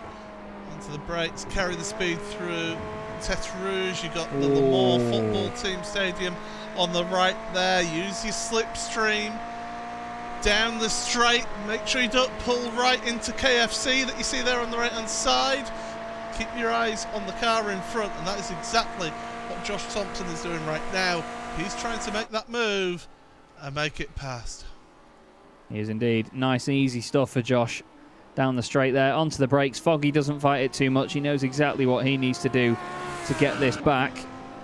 And this, to be fair, is where Nickel won the championship a few years ago in 2017. I believe it was. Oh, just in front of them there. Oh, there's cars around in the background. There's contact. Is that Fletcher? Fletcher and Ostwald, I think, have made contact going into the first chicane. Fletcher was in the wall hard. I really don't know how they've done it that early. That's a long way before the corner. Wondering whether there's been some moving about and some shenanigans. It's in the draft. It's bump drafting. Oh, no. Oh, there's... I mean, you can't I always... bump draft these cars. No. It's a well-known fact. I always get... I mean, everybody knows how passionate I get about stop moving over on people in a straight line, but you don't need to be that close. You really don't. I mean, to be fair, though, you know, Kenneth's let Mark stay in front, and I considerably hope that he does do that until the very end of the race. But either way, you don't want to see it happen. They lost out to Matthew Turnbull, I think, or was he? No, he was already ahead, wasn't he? Or did he jump them because of that? I think he did jump them. Yeah, he's only a couple of seconds ahead, so yeah, very frustrating to see, unfortunately. But, you know, fair play to Kenneth. You know, he didn't just bin Mark off and then keep going. He's let him stay ahead, and you've got to give him big respect to that. But now, this is the main battle to look at. Josh Thompson and Nickel Foggy, two absolute titans of this championship. Foggy trying to go to the outside at Indianapolis. You've got to be a madman or a very talented one to get that done. Round the outside onto the inside for the left-hander. Nickel Foggy, take a bow. Beautiful stuff. And Josh is off on the gravel. He's been rattled. Wow, he's pushing hard as Josh, but again, he's just not got the car underneath him by the look of it to do anything like that. But there you go. Foggy up into second. Not too far up the road, though. This man, Ross McFarlane, once again, Paul, just like last season, he has been a real superstar in Northern France. He knows how to make this one work, doesn't he? He really does. And oh, yeah. He is one of those drivers that thrives on the endurance races. And, yeah, Ross McFarlane, tremendous race here today. Came through, and the strategy worked out for him. Has indeed. Phenomenal pace once again from the Pure Sims esports driver Ross McFarlane. He's only got a handful of corners left to go. 1 hour and 45 minutes of racing have been completed, and he's going to take the checkered flag and win meeting 6 in season 9 of the World GT Championship. There's the flag man. he doesn't bother to wave the flag because Ross knows he's won anyway. Nickel Foggy's going to come home second. Great drive from him there. Josh Thompson, to be fair, he fought so hard for that podium finish, and what a good job he did indeed. And it's, as Ethan points out, it's a Scottish 1-2 in the week where Rangers have won the league as well. There's been enough kicking off in their country. They don't need this. Still, Mark Fletcher, he's going to finish 6th there. He'll be really disappointed in that final lap, but I must take my hat off to Kenneth Oswald there. You know, he's allowed Mark to finish ahead of him after that incident. So fair play, Sunshine. Good stuff from Mark, though. He seems really strong in these endurance races, too. Great drive all the way through. Ahead of Evdoka on the last lap here. So change of position right at the end of the lap here. Indeed, and we've got Tom Dadswell not too far behind this as well. Brian Loynes wins the AM category. I'm wondering whether something's happened there, because Dadswell did drop behind Loynes at the very end. That's an interesting one to see, but great stuff from all of those guys. Baker was also behind them, so something else maybe happening there. Maybe round 2, I'm not sure. Yeah, good shout actually. Could have been the fuel. This is Mike Horder. He's going home in 20th place as things stand. He's going to be 3rd in the Pro-Am standings. Just ahead of him is Morgan Butler, who's going to be your 2nd place AM. Another strong performance there for Morgan. That'll help him in the Enduro Cup. And there's a car in front. Oh, is that a slowdown penalty for Ross Nicholson? Oh, and Morgan got him at the line. He did. Wow. Well, there you go. It's not over till it's over, everybody. Flipping heck. Here's the pig farm. Mark Woodhouse chasing down his teammate Michael Blake. Oh, Jake Blackhall's been nailed by the Ford. Oh, Jake, reverse it over the line. Go on, lad. There you go. The thing is, he'll have a slowdown penalty from cutting across the chicane. Oh, Crossley thinks, oh, stuff you then. I'm going to carry on going, but the 2 BMWs finished. Jake will be gutted about that one. Oh, he won't be happy. Gutted. I know that he's... Oh, Ben Gregory's had an instant in the final chicane. What on earth? That looks like, to me, he's lost it on the way in. You can see the skid marks on the left there. It looks like he's lost it on the left, and then as he flicked it right, it's gone around. But, wow, nobody wants to finish this race conventionally, do they, Paul? Flipping heck. But even still, what a phenomenal event we've had again here at Circuit de la Sarthe. I really, really do love the fact this season keeps coming back here. It's great. Really is great. Yeah, it's fantastic, and yeah, you've had fighting all the way down the field. It's great to see this, and I mean, John Roberts finishing ahead of Lee Berridge, one of his compatriots there from the Boosted outfit, as Berridge giving it a bit of a wiggle across the line, and nerfs it for good measure. Of course, that'll give him some instant points, which do count against you in the Enduro Cup. Don't forget. Yeah, that's true. That's very true, but I think if it's just after the line, I'm not sure whether it counts, but I was pretty sure that it's... the race isn't official yet. Yeah, that's true. That's a good point. They need to be careful with that, in all fairness, so we'll see. Now, here's a very damaged Cuda E-Motorsports Lamborghini. The camouflage does hide the damage well, but when the entire front end is missing, it's certainly not the most subtle, but that's not really something that they've done. Is Cuda. They don't do subtle by the look of it. Chris Byram, though, coming to the line. He was the master of reverse grid poles last season, but he's not quite had the same fortune this time round. There's Ben Gregory's skid marks, not something I ever thought I'd say live on air. But Chris Byram crosses the line to finish 43rd at the line there, just ahead of Luke Hobson in the other Lamborghini, the Altitude Esports machine. But, wow, I tell you what, I'm going to need a drink after that one just to calm down a bit, because that was an absolute cracker. And again, you know, I repeat myself a bit here, but you know, people often see an hour and 45 minutes of racing here and think, oh, I'm not really a fan of long races. You know, people don't always find it their cup of tea, but that had so much action in it. It's just a truly amazing spectacle once again. There is your official result then, everybody. Ross McFarlane taking the win. Nickel Foggy second place. Another masterful performance by the pair of them in an endurance race. Josh Thompson finishing 3rd for Williams Esports, getting a Ferrari up there in the top 10. Great job. Ash Sutton finishes 4th ahead of Matthew Turnbull in the Lamborghini. Mark Fletcher and Kenneth Ostwald fighting to the very death there. Pete Harrod 8th. Good recovery from him. He's ahead of Michael Evdoka. Brian Loynes, your highest placed AM, 10th overall. My hat goes off to you, Brian. Mega stuff. Same with Tom Dadswell, you know, 11th place, top Pro-Am. Great performance. Dave Baker and Ben Palmer, 12th and 13th. Oscar Coper, what a drive through the field to 14th. Chris Wood is 15th. He'll be happy with that. Some good points on the board. Jesse Jones, another RSR car flying up the order. Alex Neller, 17th. Morgan Butler finishing 18th, second in AM. Ross Nicholson, second in Pro-Am, ahead of Mike Horder, third in Pro-Am, rounding out your 20.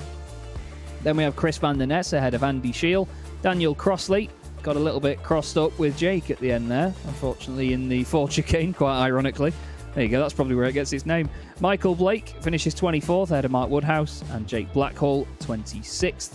Max Wolf is 27th on his debut in the series ahead of Lars van Rijn, and Ben Gregory definitely leaving his mark at Circuit de la Sarthe. 30th was Daniele Giudici, even after the incident early on, with Tom Stevens and Liam Atkins 31st and 32nd. Paul Webster ended up 33rd ahead of Jason Hodgson and John Roberts, with Lee Berridge and Stuart Nunnan 36th and 37th. Behind them was Stephen McCaffrey and Simon Neller, not Alex Neller, with Sean Gardner rounding out your top 40. The last three cars on the lead lap were Kieran Chung, Chris Byram and Luke Hobson, with Lewis Archer, Jason Rowe, Simon Field and Jim Whitehouse all one lap down. And then the cars that were classified a lot further down than that. Adam Hedgecock 48th, Matthew Doyle 49th and Andy Archer in 50th place. Carl Moore is 51st. Matt Bunn, unfortunately, another non-finish for him. Seb Hawkins obviously didn't take the start. And the same with Jonathan Walker as well. But what a great evening we've had, Paul, and another very entertaining night of racing. It seems now that this championship has got to the point where every format just works week in, week out, doesn't it? It really is thoroughly entertaining. And, you know, I saw a post last week. I'm going to go on a bit of a tangent here, but I saw a post last week that says you know, how do commentators sort of keep themselves pretending to be enthusiastic? And, you know, how do you pretend to enjoy something that much? But this is not pretend. Like, we thoroughly enjoy this racing. This is a fantastic championship. It really is. In fairness, you know, one of the best leagues on iRacing for just out-and-out racing that I've ever seen. And that's not biased because I used to be an admin. It's genuinely one of the best. And, I mean, Paul and I have seen it from its very inception all the way up to now in different ways. You know, we've been admins of it, we've raced in it, and now we get to commentate and broadcast on it together, and it's sort of come full circle. But what a great series this has continued to grow into. Yeah, absolutely. It's been tremendous, and you know, it just keeps on getting better. I know it seems like a bit of a cliche, but this series really does keep on getting better, and it's superb to watch and to commentate on. And there is no faking enjoyment in a 1 hour 45-minute race there. It was truly entertaining. Yeah. It really was. It definitely was. I just think that races like that are more intriguing because you've got longer to assess battles that are going on, potential battles later down the line. There's the strategy aspect of it as well, so it's not just out-and-out pace, and it's not just solid chasing down of one another. You have all these drivers that try different things. It's harder to do that at a place like Circuit de la Sarthe because the laps are longer, so you don't get much fluctuation in how long people are out in a stint. There's a million and one things that Paul and I can cover in a race like that. And that's why we love it, because it keeps our minds thinking as well. We're constantly looking for things that are going on and how we can best relay that to you lot. It's just brilliant. Really is. Thoroughly do that. We do have, before I go off on a massive tangent and don't stop talking, we do have some drivers for interviews who are just popping in over on TeamSpeak. And the first of which we are very grateful to speak to is our overall race winner in that one, the star himself, Ross McFarlane. Ross, first off, how do you feel after winning that one, mate? I feel a little bit surprised, really. I'm delighted, though. I just really enjoyed driving it. Usually, Le Mans, for me, is not the most exciting track, but the car just felt great, and I was just having a good time lapping and ecstatic to come away with a win. And last season, we saw you go well here in the Mercedes against the Williams Esports boys. It just seemed like a similar performance to last time, really, that you have that first stint, and I described it as a bit of a reconnaissance stint, just to see what was going on. But then you just turn it on. Is there anything that you consciously change for the second and third stints in these races, or do you just get into a proper rhythm after that first pit stop? I think it's more, like you say, that first stint, you're just feeling it out, who's saving fuel, who's maybe going to make the extra lap. Mm-hmm. I'll always be honest, I'm not a very good fuel saver. It's not a great trait to have. I do like to burn the fuel quite badly. So I knew that I was never really going to get the extra lap. So after that sort of first stint or so, I decided that I might as well just underfuel myself, go flat out and see where it takes me. And I think I got lucky with Matt Turnbull doing the same. He jumped me even, so he must have underfueled quite a lot.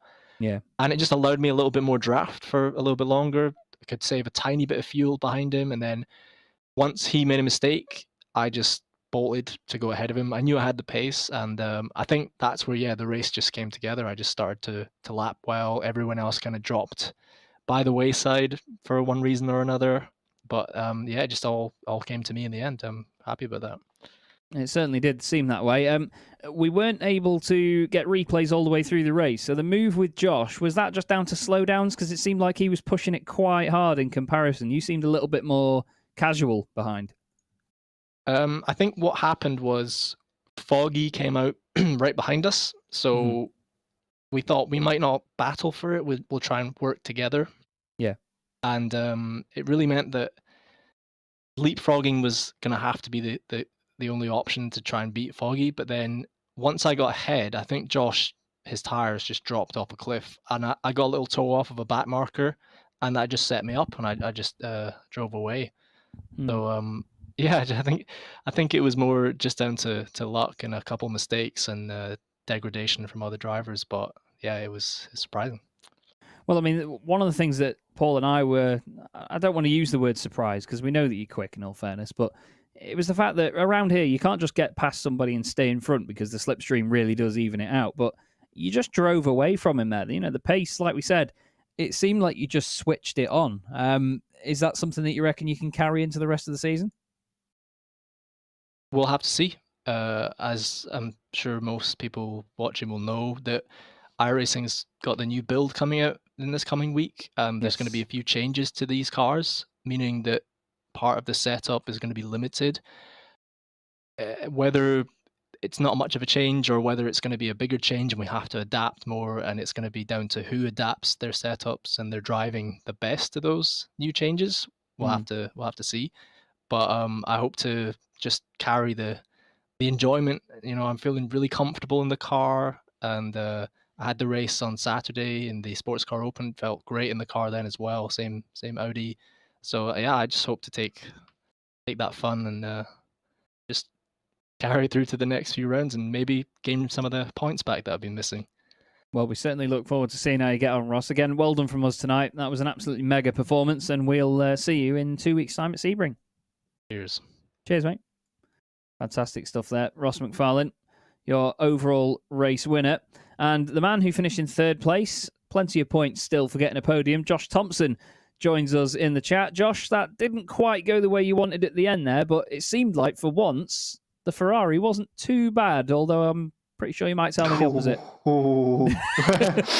I don't know, man. I'll be honest, that is the most disappointed and underwhelming third place I've ever had. It sounds bad, but then that second stint, I don't know what happened. The car just went really weird. I just didn't have the balance of the first stint. Oh. Oh no. The internet had a lovely little moment there, mate, I'm afraid. You're back? Yeah, I can hear you now. Oh, yeah, sorry about that. It was annoying because the car balances went off a bit, and all of a sudden you start overdriving. I saw they did something different in the pit strategy behind using Turnbull to fuel save in front of Ross. Kind of hurt all the saving I did because I could still go the extra lap on my own, which was a bit of a benefit because obviously I knew that was going to help, especially at the end with the fuel. Obviously, they took a bit less fuel than me in one of the stops. They caught a gap up, and then the final stint just didn't have any tyre. I came to the end with 22% on the left front. So there was literally nothing I could do at the end. I tried to fight Nicole, I tried to fight Ross, but I just physically just didn't have anything in it.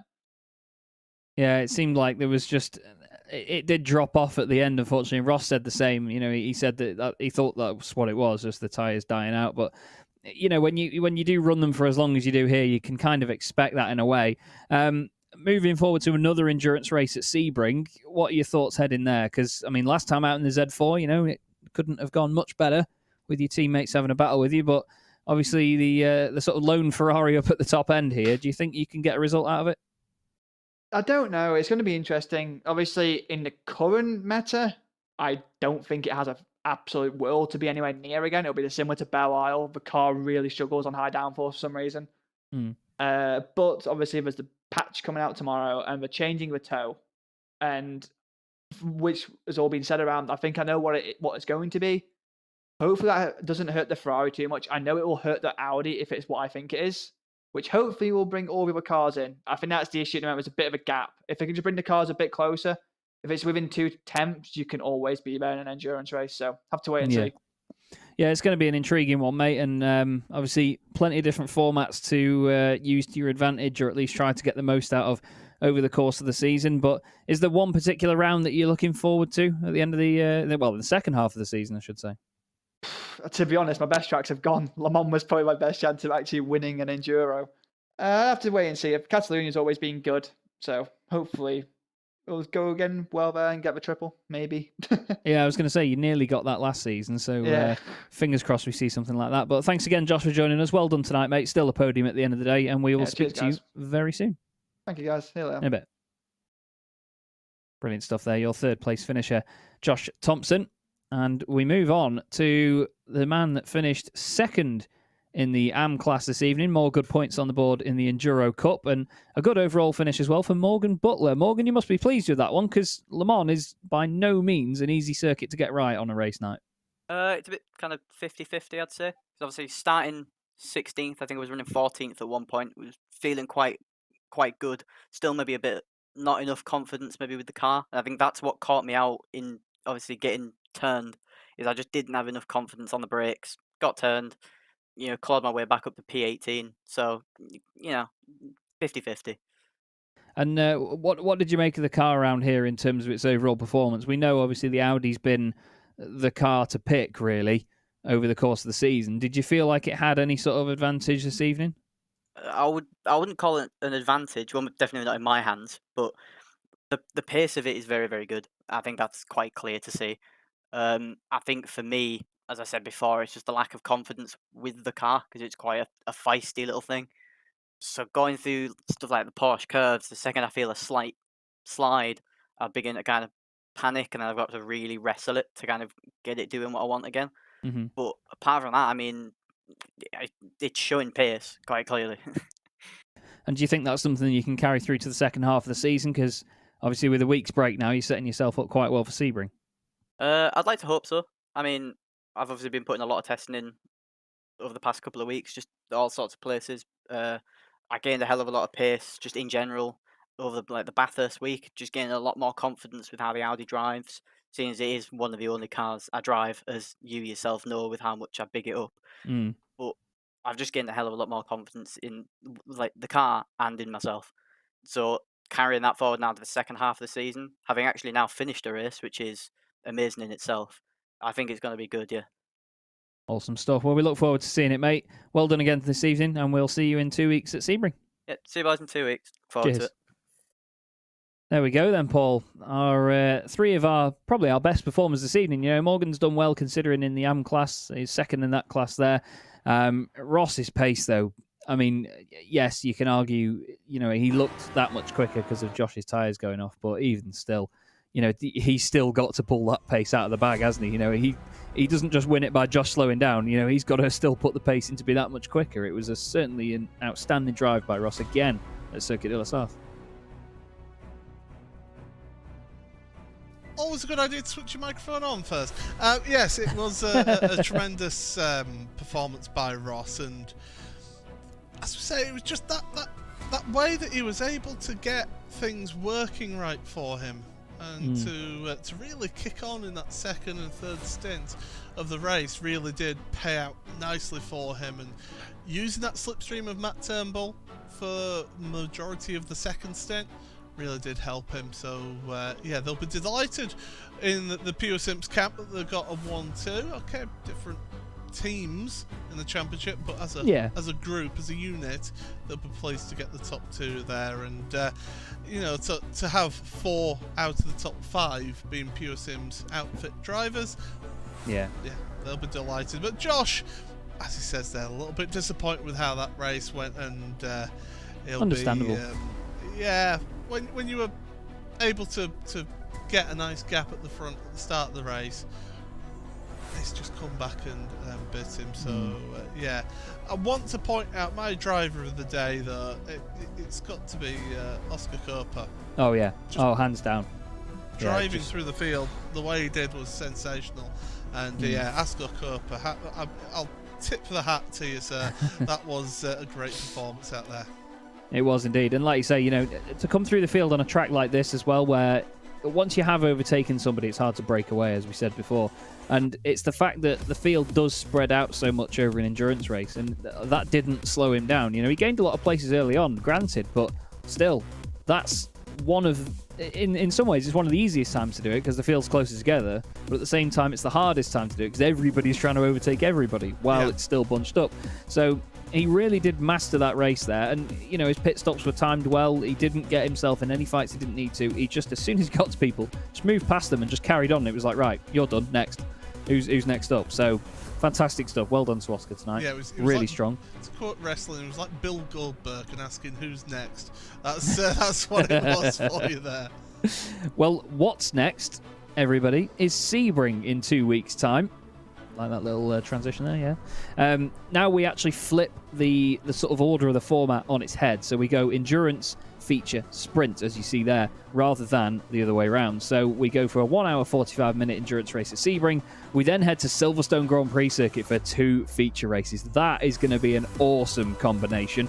Road America is going to be a lot of fun. Plenty of slipstream in there. Spa-Francorchamps, always good for an endurance race. At the end of the day, it's one of the best circuits in the world for that sort of racing, and just one of the best circuits in the world. Daytona is going to be interesting for the features. We normally do endurance races there, so I'm intrigued to see how that works. And then Circuit de Barcelona Catalunya for the historic layout without that horrible final chicane for 3 sprint races to round out the season. So we may have to get the calculators out for that one. But either way, everybody, that is all we have time for this evening. Thank you to everybody involved. Thank you to Paul for the wonderful broadcasting as ever. Thank you to Istvan Ballo of TrackCams 22 for all of his wonderful cameras, and indeed that fantastic shot of the Partout de France at the beginning as well.